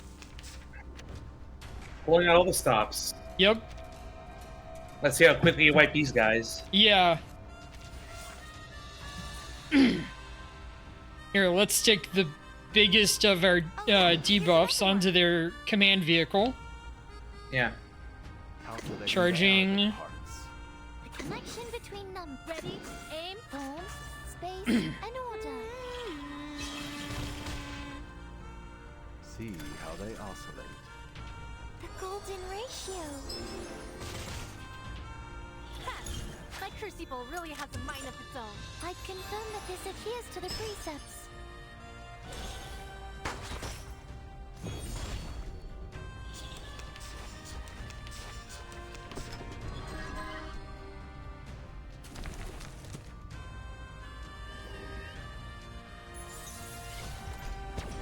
Attack.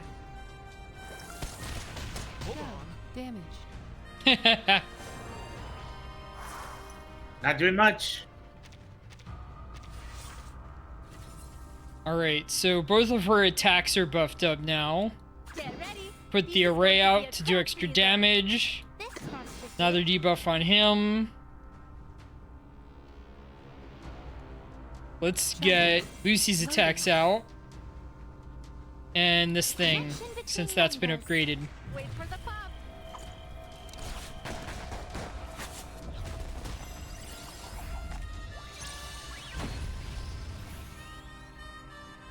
You are not welcome here. The light that illuminates all. Target confirmed. Whoa, okay. So that last hit right there was a special thing from 37.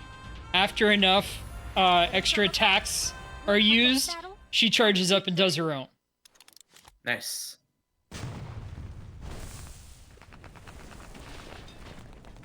Charred earth splinters in the air, falling like black snow over the battlefield. The soldiers reel from another shockwave.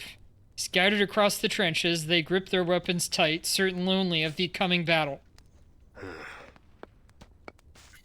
His index finger taps his rifle receiver with anticipation. He pulls out his communicator again and waits. Beep beep. Finally. The name Irene appears on the screen. Creius, are you still in the front? Yes, Mr. Irnai, but I don't think we can hold out much longer. Has the committee reached a decision? Not yet. The debate is still ongoing. The Doves find your frontline contingency plan absurd. They disapprove of the political risks involved in taking control of various nations' armies, but I personally find it feasible. Just to be sure, do you have a clear understanding of your ultimate goal?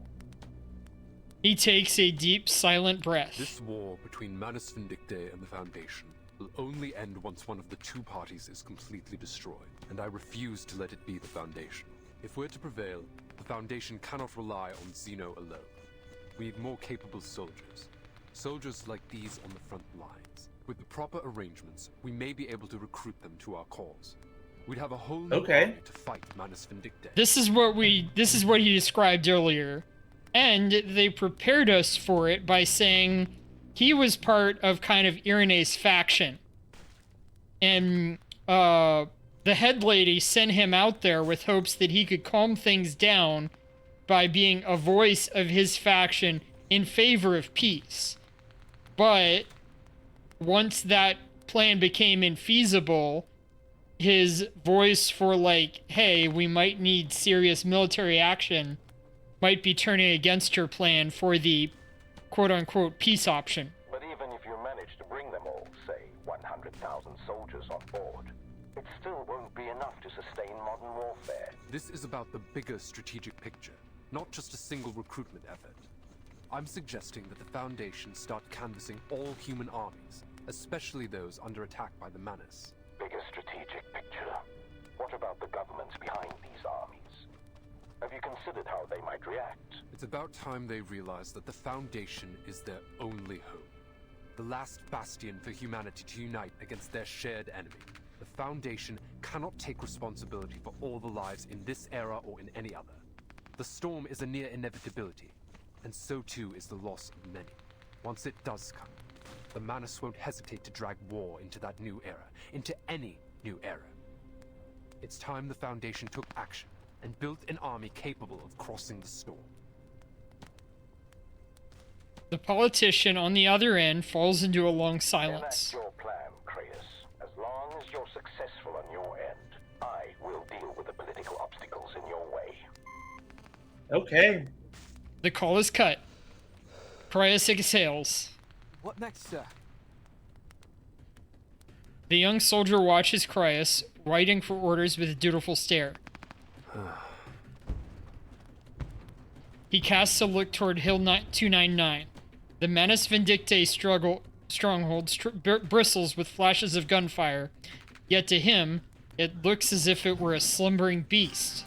We stand our ground for an hour.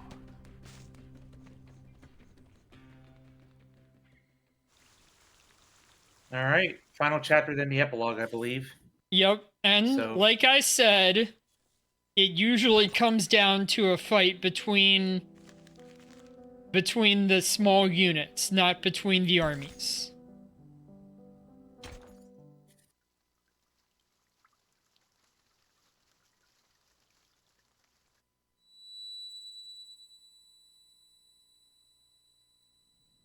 Though Agnes's voice has vanished, the sharp ring in her ears remains. What's that sound? She casts more attention in the direction of the sound, and the darkness is sliced like a curtain. A shadow that shouldn't be there is lurking behind a piece of wreckage. He lies prone, using bloodied fingers to scrawl erratic symbols across the ground. As the intruder draws near, he slowly raises his head. Oh, it's you. You murderer! You murdered me! You murdered Colton! This guy again. Yeah. You murdered Eugen too! You devil! You murderous demon! No qualms in doing so again. Thick, congealed black blood spreads across the ground. Pathetic illusions. Incoming attack. From behind. From the height. From below. Fight before me. Petrified claws clamp down on his soft neck with precision, pulling him up into the midair, his hands clawing against the chokehold. Let me go, please. She eases her grip, if only for the length of a breath, yet the soldier seizes the moment for all it's worth, drawing a blade from his belt.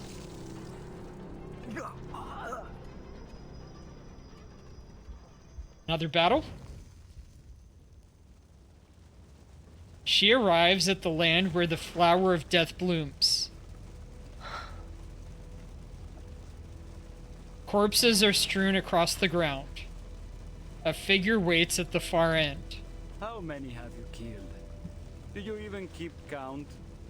Remember, they were all Arcanists, like you. Races of no matter.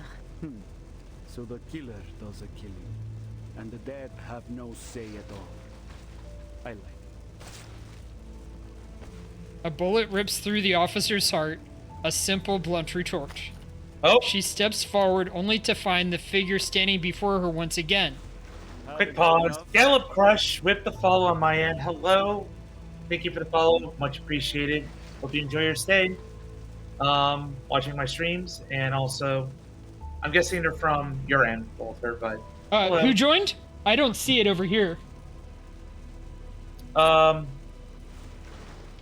I'm not sure if they're still here, but... It was like Polyhorse? I'm not sure. Maybe they go by a different name. Maybe they're coming in because of Reverse 1999. It's possible, yeah. But welcome, regardless. Yeah. Welcome in. Gallop Crush. Was that a pony Pegasus? Yes. Yeah, like my little redeem. I have like the Zeus Praise emote. Yeah. Like from Dark Souls. By the way, this is my co-streamer for today, Zeus Pegasus. I am Walter Snacklefox. I am a gacha streamer mostly. I like also playing a lot of unusual, rare games. And, what were these? Oh, it looks like you have your own emotes. Maybe a straight up brony streamer. We are both bronies. And, yeah, today we're playing through Reverse 1999, which is a gacha story game. Heavy on the drama, heavy on kind of like mysterious alt history, world history. It actually takes place in an alternate history of our world where the history repeats itself. It keeps on going back in time and repeating it. And right now we're living in a alternate history, World War I, where it's gone on far longer than it should have, as each side got inflamed for the passion for war far more than normal and just wanted to fight because of the trickery of the true enemies, the Manus Vindictae. Anyway, welcome in. We are getting close to the end for tonight. Let's see how much farther we can go. Yep, final chapter. 2 chapters. Yeah. And usually the last one is a very, Oh, okay. Okay. So it looks like Gallop Crush knows what's going on. They reference the main character, Verton, spelled a little bit differently, but that's acceptable. You got a new 3D VTuber model based on the main character, Verton. And it's adorable. Look at her. I can barely see her, but yeah, very cool. Very if cool. you hover over it, it gets a little bit bigger. Oh, yeah, I see it. Manus officer says, haven't had enough? Be gone. One day I'm gonna follow you right back. deliver you to the fires of hell where you belong. Oh, it sounds like you know who I am.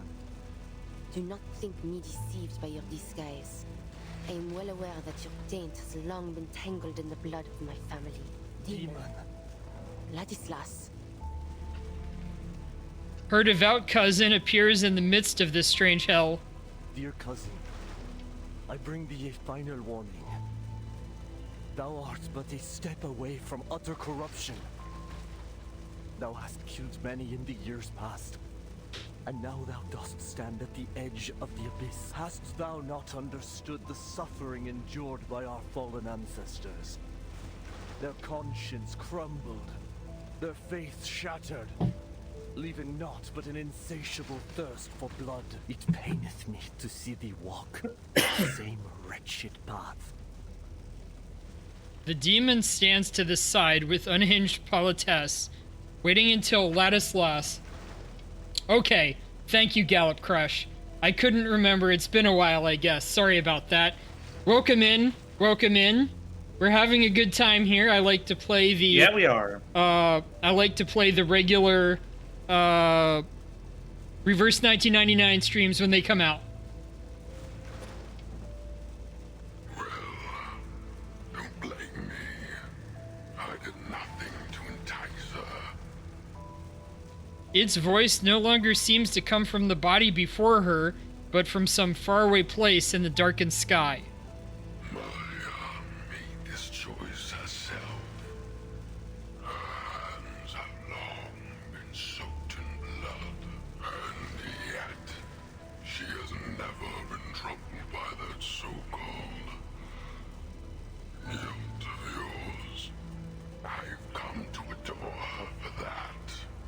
Perhaps it is true that this path of carnage shall save many lives, but why? I pray must it be thee who walkest in? Our blood beareth an impurity like no other. To kill so many is to will thyself to the bottom of the abyss, never to return. The 10,000 thou art soon to kill. Consider, I pray, how many among them are innocent victims of deception and coercion. The weight of so many lives shall weigh upon thee in far greater measure than any sin thou hast yet borne. What good shall it profit thee to gain the whole world, yet forfeit thy soul? Yeah. I didn't think of that. Yeah, during... A lot of this takes place right during Veterans Day. So calculating lives, Speak no more of thy filthy words. Oh, you silly, stubborn child. The demon approaches Ladislas with sharp, grateful steps. What art thou, O wicked demon? His throat is seized in both hands. Oh no! Marie! The demon releases its grip. Ladislas's body collapses among the other corpses. Sentinel watches the scene with a probing gaze. I silenced the noisy fool for you, Mariam. Such pantomime shall not move me. This Ladislas was not but an echo lingering in my mind. An illusion. But I'm not. I am your very nature. The core of your being. The ground shakes, and their bloody silence is shattered. The demon makes way for her, casting a grim smile at the gargoyle before turning its head to look around, as an army rumbles into view. The strange sounds of engines grows clearer as the armored vanguard grinds over mangled corpses. Manus Vindictae. They finally noticed you. The demon turns its back to Sentinel. What a shame. They don't stand a chance against our ferocity. Do they, Maya? She grips her gun, neither joining the demon nor turning away. She presses a kiss to the cold receiver. I have seen sinners forsake themselves in service of the devil. The land they trod upon yielded only bitter, cursed fruit. But the hour for repentance has long since passed. Come with me. Then the Lord rained upon them brimstone and fire. Let's kill them all together.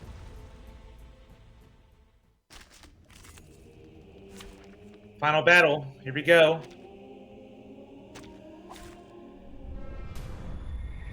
Oh, wow. It's like something out of What was that? What was that console series? The console shooter series, or arcade shooter series? A much more cartoony series than this, but it had tanks of those proportions. I can only think of Advance Wars. No. I'm talking about like a side-scroller shooter. I can't remember. Yeah. Shut your mouth. A tank. Here. So tiny and pitiful on the face of that monster. You remember I remember watching watching Gargoyles last 90th? Meaning, like, the Gargoyles TV show 90th episode or something? Or in the 90s? Cease your endless words. Alright. Right. Channel U. Reveal the hidden. Buff Nautica. That was certainly a choice. Use your counter. Taking a peek inside. And I'll do this AoE attack from Nautica. I have seen to the heart of you. Our blood will burn. Okay, TV yeah. show, right. The TV show that started in the 90s. So it may come with pain.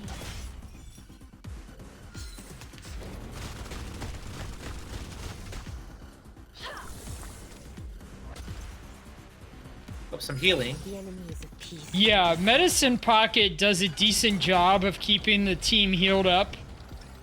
No matter what happens, I think.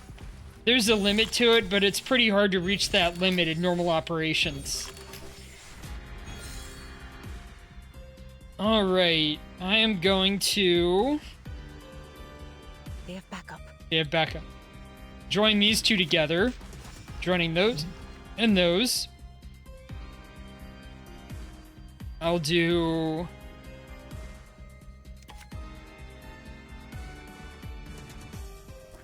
another channel. Get rid of this thing. And if I get rid of this, then I can combine these two together next round easily. A little surprise. That thing might be dead soon, though. Yeah. 2 ultimates. Yeah, this one is mostly a support ultimate. Yeah. This one creates an array, but for the Blood Tithe group. Oh, never mind. Not again. Oh, Nope, it resets. A short hit. Don't waste your time. I think you have to get it down 5 times. Oh, maybe... Oh, is that based on the number of bullets it has? I think so, yeah. All So right. you got a long way to go. So it has 2 Eureka right here, which is a special counter underneath. 37 had those as well. But let's see. Drop. Drop that. And we're gonna do a few more buffs to Blood Tithe. So this thing, Taking a peek inside. this thing, and drop this off at last. And see the light. All right. It will all be over soon. More Blood Tithe that Nautica has, the more damage she'll deal with her ult.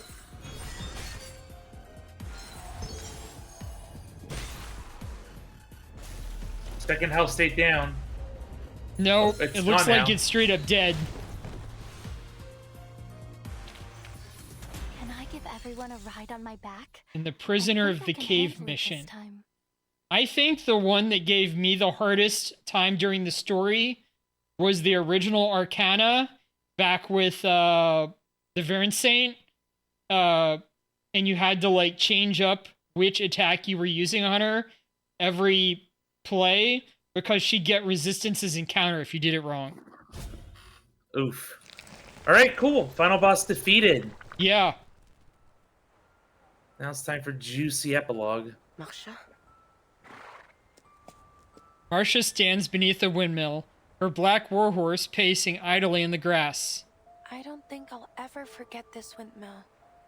The calm of this field. Can't believe I didn't appreciate how peaceful this place was the first time I came here. She closes her eyes and breathes in the sweet scent of the meadow. Gala Crush finding my Zeus Loopy emote. Yep. Yes, pudding. Pudding! I had to get a commission. It was great. Nice. We thought everything would be peaceful again once the war was over. I'm sorry. Why? There's no need to apologize.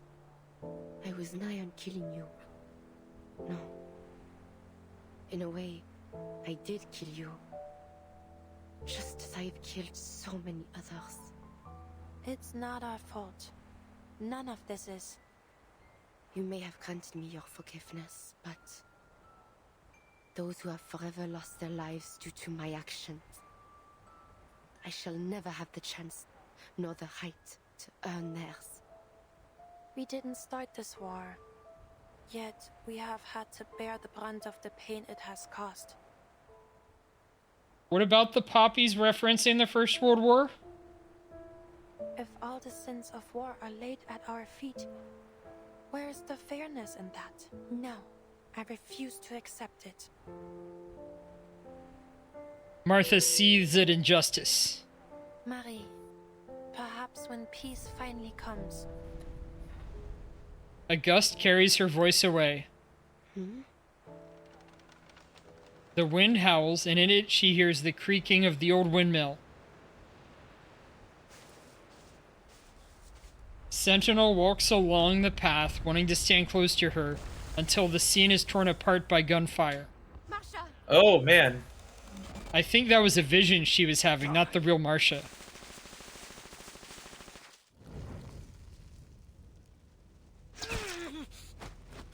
Wreckage is strewn over no man's land. The last of the assembled force falls with a gurgling scream that ushers in the silence of death. So according to the chat, yeah, poppies became a symbol of remembrance for World War I because they were the first flowers to bloom on the battle-scarred fields of the Western Front, thriving in a disturbed soil left by artillery and shelling. Yeah. It was so bad that for decades they keep finding buried shells in the dirt as they clean it up. I thought they mostly found buried mines. That too, yeah. Just there's so many. Yeah. The demon and the gargoyle stand side by side, looking over the destruction.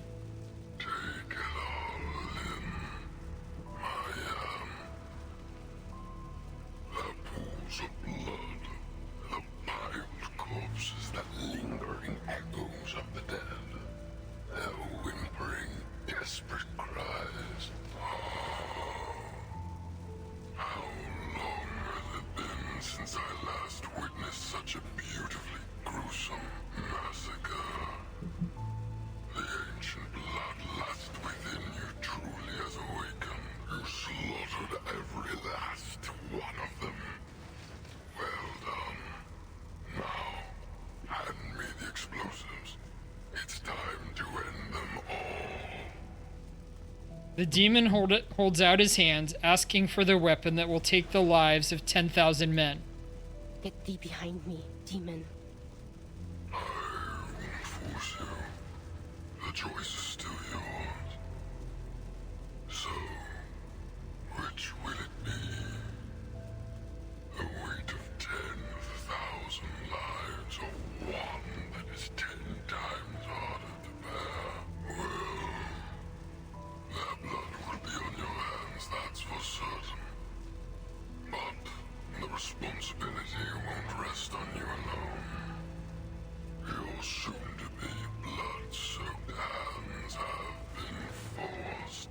These are the only choices you have left.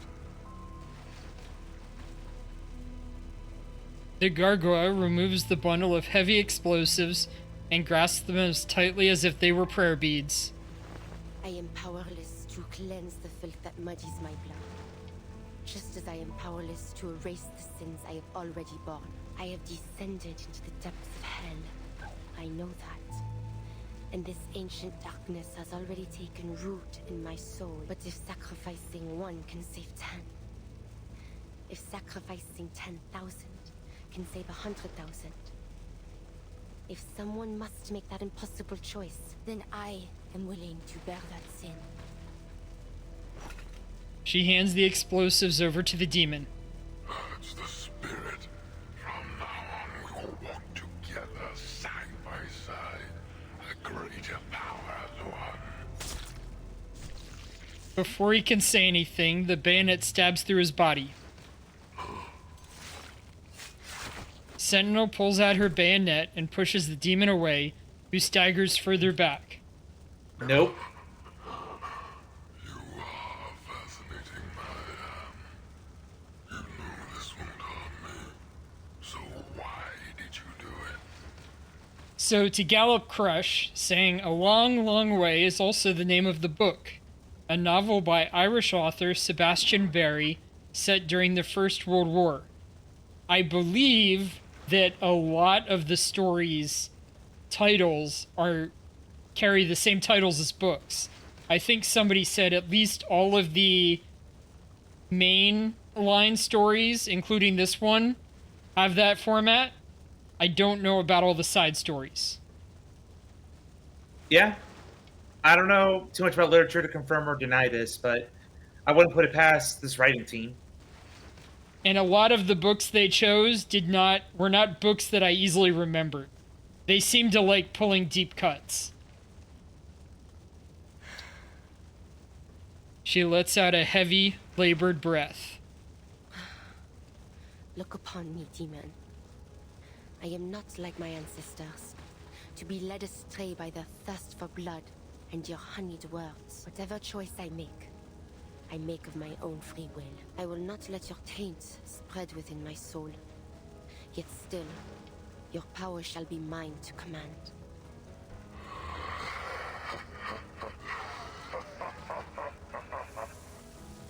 The figure vanishes, yet she can still feel the demon cackle madly from the depths of hell. A ruthless killer, a greedy devil. Yes, that's something that To Gallop Crush, I do love that Reverse 1999 references real history. I love that part too. All of the fashion, all of the stories carry references to real history and deal with it within their own flavor. My most worthy child, join me. Let us reign together in hell.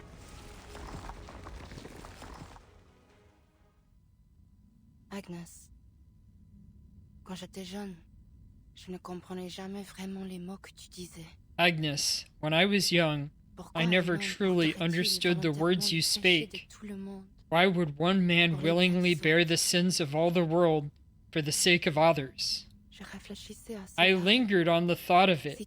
If all guilt and suffering were placed upon me, how cruel and unjust that would be. But now I think perhaps it is best that they are mine alone to bear. I'm sorry, Agnes.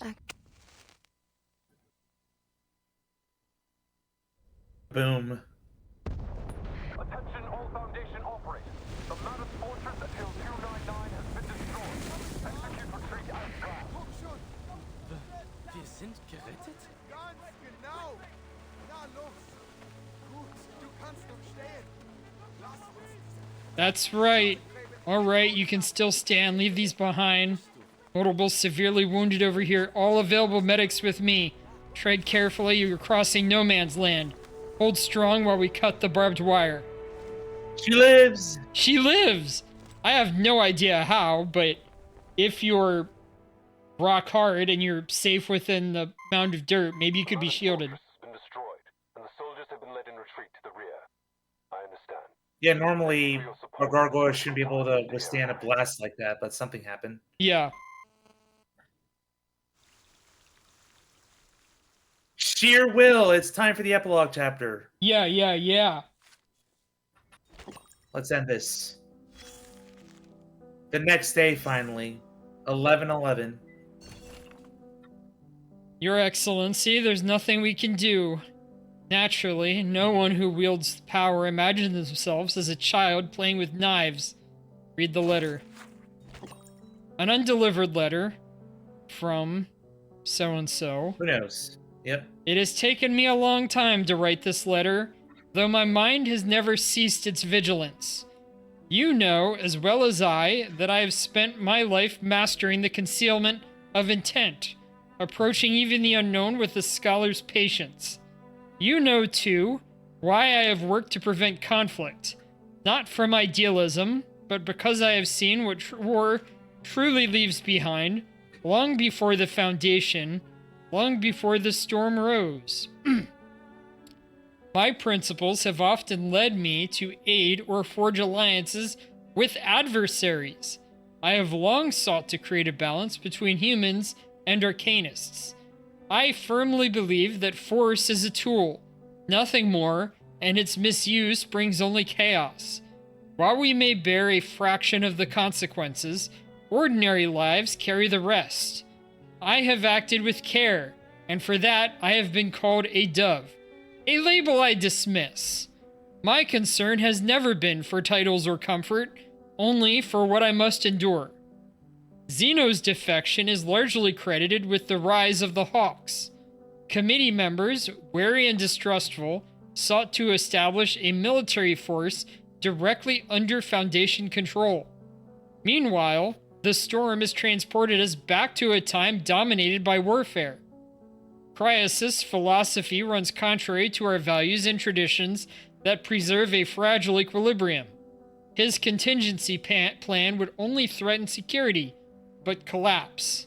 Should we provoke governments, forsake our mediating role, or coerce allegiance? How could the Foundation survive the storm, Manus Vindictae, or the world itself? And yet, so-and-so, I cannot deny that Cryas has succeeded, though his triumph chills more than it reassures. Hill 299 is secured. 8 divisions have been withdrawn from the front-line trenches. Soldiers untrained against arcane assault survived where they otherwise would have perished. Nearly 100,000 lives were spared, all achieved under the shadow of his contingency plan. None can dispute the effectiveness of his actions, but effectiveness is not wisdom. The currents he has unleashed will embolden the reckless. Those who were once cautious may now lean toward the Hawks. The balance we have preserved may hang by the thinnest of threads. When the battlefield dispatches arrived, I understood the inevitable. People will now march willingly into chaos, blind to the storm gathering beneath their feet. Yep, it's our politician friend, but he never sent it. All right, epilogue. The Pardon. Hopefully this is a pardon for Marianne. After yet another night passes, the hidden chapel once again welcomes the light of day. Time passes, reaching near to midday, and the grassy courtyard holds its quiet with a patience born of humility. The awaited figure finally approaches at the forest edge. She spends the night tending to her wounds. Marie, thou hast returned. She holds back the urge to embrace her family. Her arms are filled with a silver tray of coffee and pastries. Coffee? Oui, just to thy liking. No milk, no sugar. There are also vanilla macarons and Mont Blanc besides. Gallop Crush is signing into Lurk, but we're right at the end of stream. What does it even matter? Thank you, though. The bright colors of the pastries feel all the more surreal for the darkness she has gone through. Sentinel takes the warm coffee from her aunt's hands and takes a small sip in disbelief. Of course, it's far from the quality of a Parisian cafe, but at this moment, it is more than enough. Where did you get these desserts? For sure, it's from the Foundation. The woman clasps her hands together, wearing a faint, bittersweet smile. No, who is here, mon petit chou? Look who's here, my sweetie. Sentinel takes notice of the tall figure stepping into view, a face she has not seen for a long time. Marianne, Father, what brought you here? a pardon hath been issued by the President. Thou art free. As for Ladislas, he is gravely ill. His stubbornness was ever bound to lead to trouble. He ends the topic with mild discontent. To answer thy question, I am here to gather ye. We are to depart. So, you are now the leader of the clan? Verily. After all we have suffered under this war, someone must lead the Tenebron family's reconstruction. I seek to re-establish contact with those of our kin, with whom we have lost fellowship. The hand of Manus Vindictae has not yet fallen upon Paris. I have purchased a number of dwellings on Montmartre. They are to be our temporary homes until the conflict between the Manus and the Foundation reaches its end. The Tenebron Patriarch makes an imperturbable gesture as he turns to face Agnes. Agnes shall be sent to our cemetery in Rouen. Cemetery? She cannot or will not accept the words. But Agnes is not dead. She's simply... Ladislas said there was a reason behind her. Marianne raises her eyes and meets her father's mournful gaze. This is what comes of disrespecting tradition, Marianne. Thou wert too easily swayed by Ladislas's maddened words. He lied to us? Nay, I believe not that such was his intent. He was simply too fervent in his pursuit of Gnosis. There is no record in the family archives that suggests any sort of prophecy should befall our kin in so strange a form. Agnes's condition is the result of a tragic accident, nothing more. There is no divine meaning behind it whatsoever. Her fear of the war was too great. She simply faltered in the casting of her arcane skill and petrified her body to the core. That is all. That's what I thought. I know well that Agnes meant a great deal to both Ladislas and thee, but she was only an ordinary child. She was not an angel descended from heaven. Though it doth bring sorrow for me to say, we must all come to accept that no miracle shall ever come to Agnes. She will forever remain a statue. He reaches out to take his daughter's shoulder, already bearing too many burdens. Their conversation falls into a pensive silence before the statue of Agnes. He is the first to leave, attending to more pressing matters. Several moving trucks are already parked outside the church. Trembling chains pierce the air. Marianne, thou hast returned. How? He staggers forward as if pushed by some invisible force, drawing closer to Sentinel. In his palm lies a chain that glints coldly in the sunlight. Merde. I thought father was only... Have you truly fallen ill? That I have. But what of thee, Marianne? Art thou not in a condition far graver than my own? Or art thou simply too blind to see it? He babbles on. With each word, his madness grows.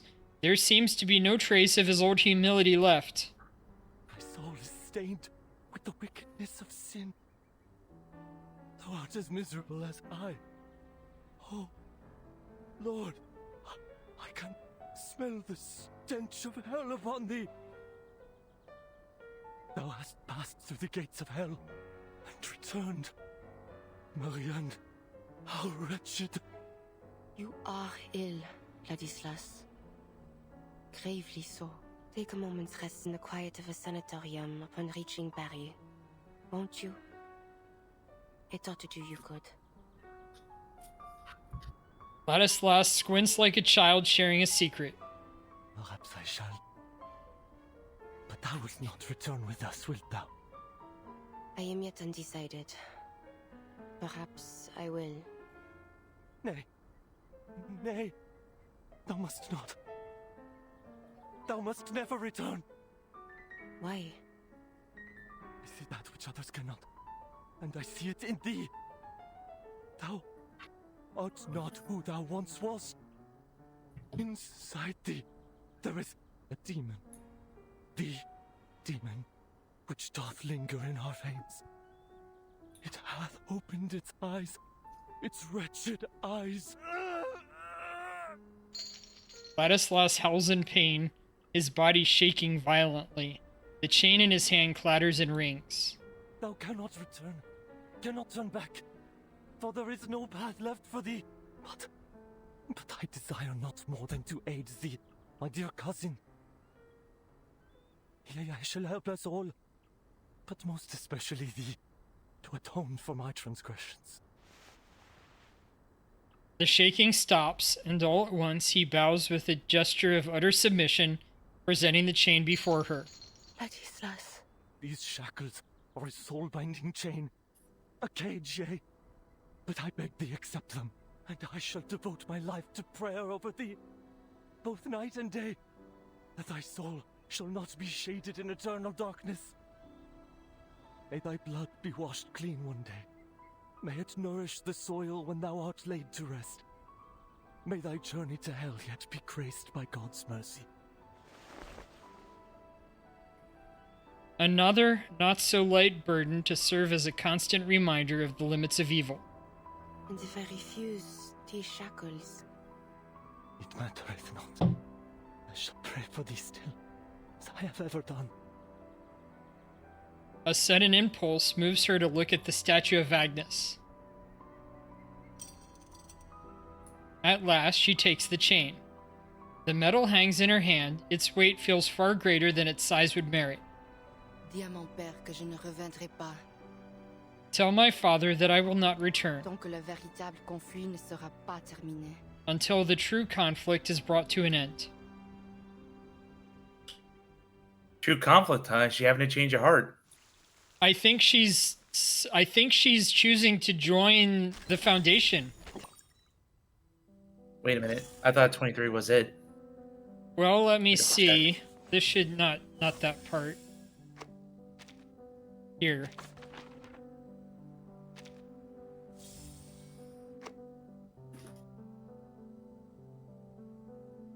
Yeah, 22 is the final thing. For collecting rewards, at least. Yeah. We're almost done. A completed mountain, though only a mere fraction of what death Yep, truly this is the last claims. one. Okay. Okay. Whew. It left everything behind: a coat, a helmet, a pair of boots, a butterfly-covered notebook. Everything that once belonged to a young man named Paul. Your war is over, Paul. His belongings are fittingly buried at the last grave, beside the major who died atop the hill. A clatter of hooves approaches from the road. Andreas? The name is whispered softly, as if not to disturb those resting here. The sound stops where gravel meets the mush of mud and snow melt. Hey, it has a name. Yep, I think he'd mentioned it beforehand. I was pretty sure that it was his. A black horse breaks the veil of mist and approaches. The horse exhales a comforting snort, leaning in, yearning for his hand. Good boy. You have been gone for a long time. Off to dangerous places again to search for your lost friends? It seems luck has been on your side. You have dodged danger time and again amidst the slaughter. But I cannot help but worry that one day a stray bullet will pierce you, or a poison gas will choke you. Nay! The horse lowers its head. Harshness Don't is do not that. my intention, Andreas. But I am grateful that you have returned to my side, hale and whole.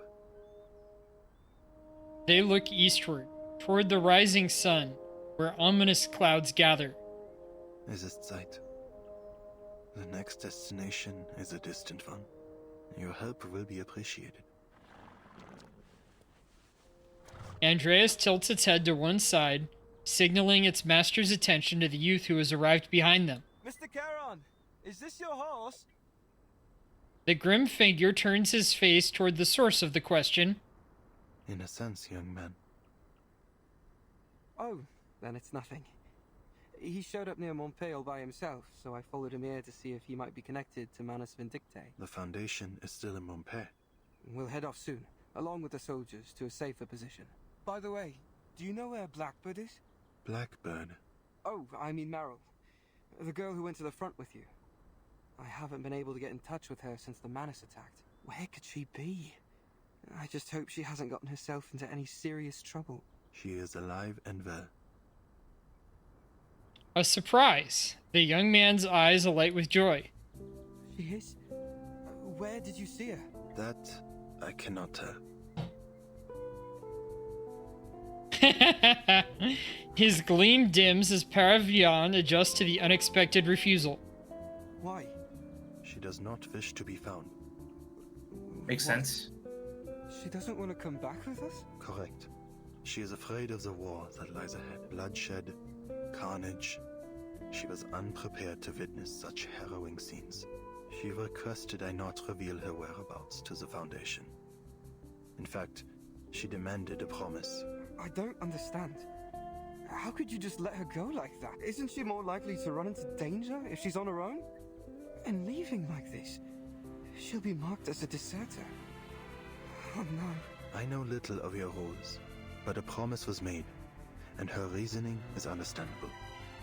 It is her right to turn away from her fear, just as it is anyone else's. The young man never thought about how to cope with such a situation. He scratches his head, at last arriving at a simple conclusion. Fine. At least she's still alive, but I can't leave her alone out there. I'll find a way to track her down. The voice is clear and certain. He is willing and able, no matter how daunting the task ahead. Thank you for the information, Mr. Carroll. Goodbye. He sets off on the road back to Montpellier. They watch him together, horse and rider, as he disappears into the woods. Hiss. Has he gone? Yes. Oh, that was easy. The girl leaps out from the grass. Why did you tell him that I'm still alive? You did not request that it be kept a secret. Fine. He nods his assent and begins to shuffle away. Andreas snorts as it circles between them. Meryl pats the horse's cheek. Charon. Huh? Actually, I wasn't serious, you know. When I said I wanted to become a gravekeeper here. The dead need no company. And every tombstone will one day fall to decay. In the end, time will pull us all into the sea of oblivion. Nothing in this world is immortal. The young girl scratches at the fabric covering her face. The tension of being a deserter seems to make her skin itch. Right. Well, anyway, the gravekeeper joke was a bad one, I admit it. But what I'm trying to say is, I'm not sure where to go next. I mean, who else can I depend on besides the Foundation? I definitely don't want to get caught by Manus Vindicte, that's for sure. Trust me, you don't want to know what they were doing in Antarctica. Oh, not the Antarctica in this era, the one from before.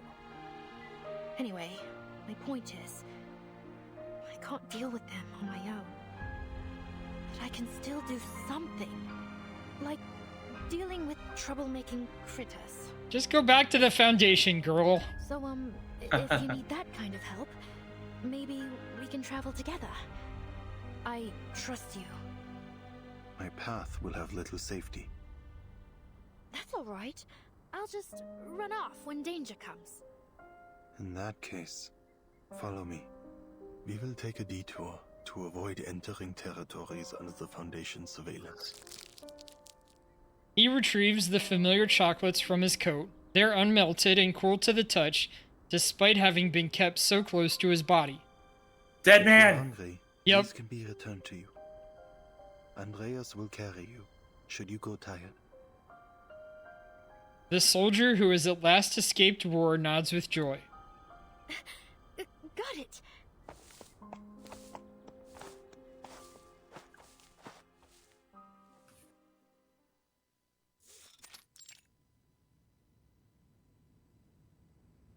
The revision to the Storm Reformation Act has been added to the agenda, and the committee will soon begin the next round of discussion. You'll need to attend the meetings as well. Recent events have given the Hawks a stronger voice, and they are in favor of expanding the authority and budget of Team Timekeeper. Stay ready, Burton. Understood.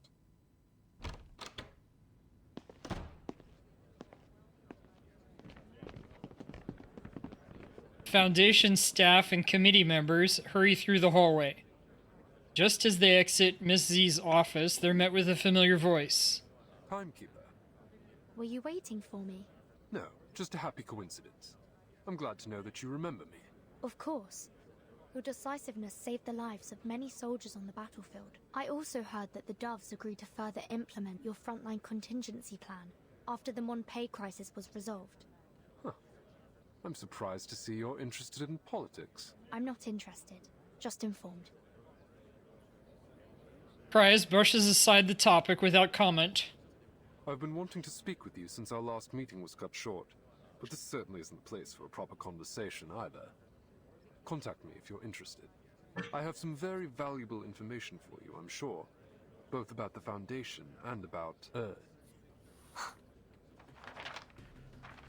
Seeing the expected reaction, he smiles and hands over an envelope. I look forward to hearing from you. I'm sure we will make excellent collaborators. Excuse me, Timekeeper. Sonetta rushes over, looking at the red-haired man with a mix of suspicion and confusion. Oh, Mr. Creyas, do you have an urgent matter you'd like to discuss with the Timekeeper? I can arrange a meeting for you if necessary. No need for that. I was just saying hello.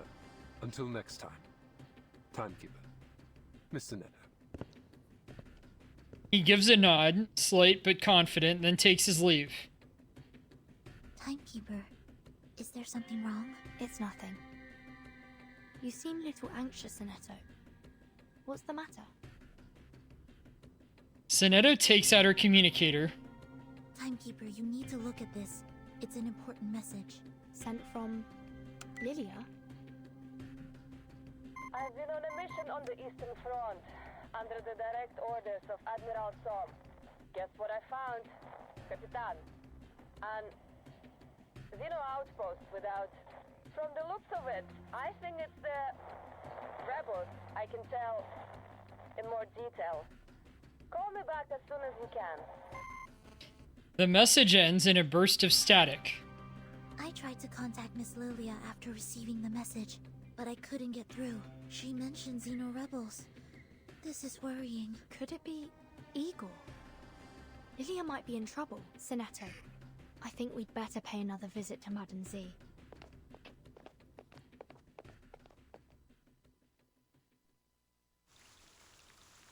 The end. Yep, seems like a little tease of what's going on. Yep. So, I mentioned... Oh, we've got a little... We'll do these as well. I'm sorry, but I think it's time you left. There will be little more to see here.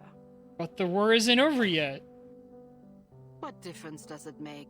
Earthquakes, floods, famine, plague, robbery, car crashes. A slip in the shower. What is this, Final Destination? War is just one catastrophe among many. It's not worth your attention. At least this war is not. That is all. Hurry along to the Eastern Front. Check on your friend. I will pray for her. Meaning, Lily, I think, there.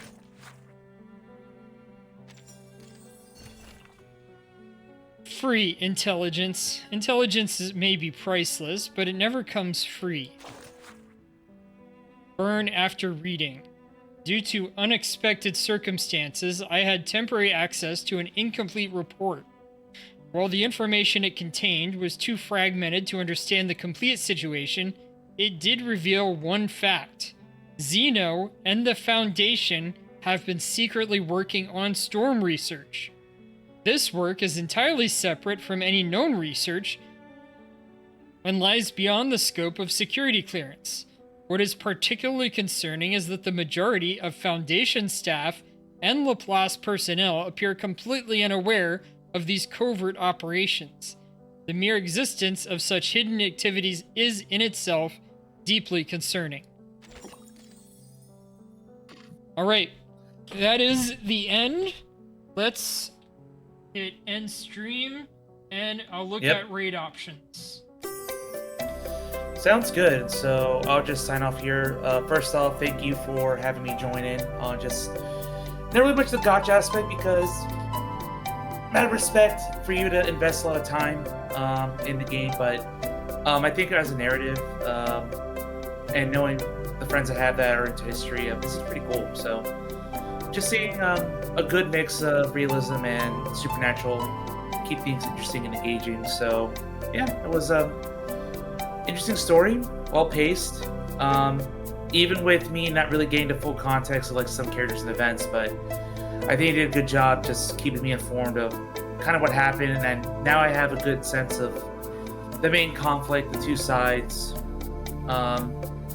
and even discourse even within so-called good guys. So yeah, a lot to go over, but thank you for your time, Walter. Welcome. I am going to look and see if I want to raid a fellow Reverse 1999 streamer. There is one watching named Boo. Let's see her.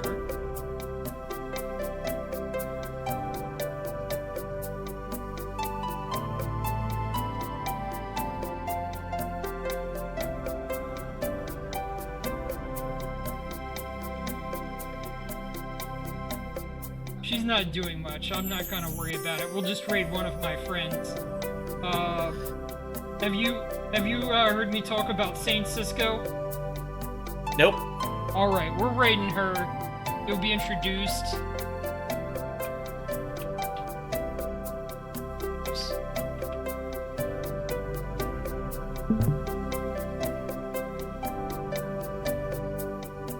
Sane is she calls herself a cyber VTuber. She's very much inspired by the Xenoblade games and Xenogears and Xenosaga. All right. Let me see if I can see the raid on here. I don't see any link. Oh yeah, like before, I can paste it secretly. Sure, that works.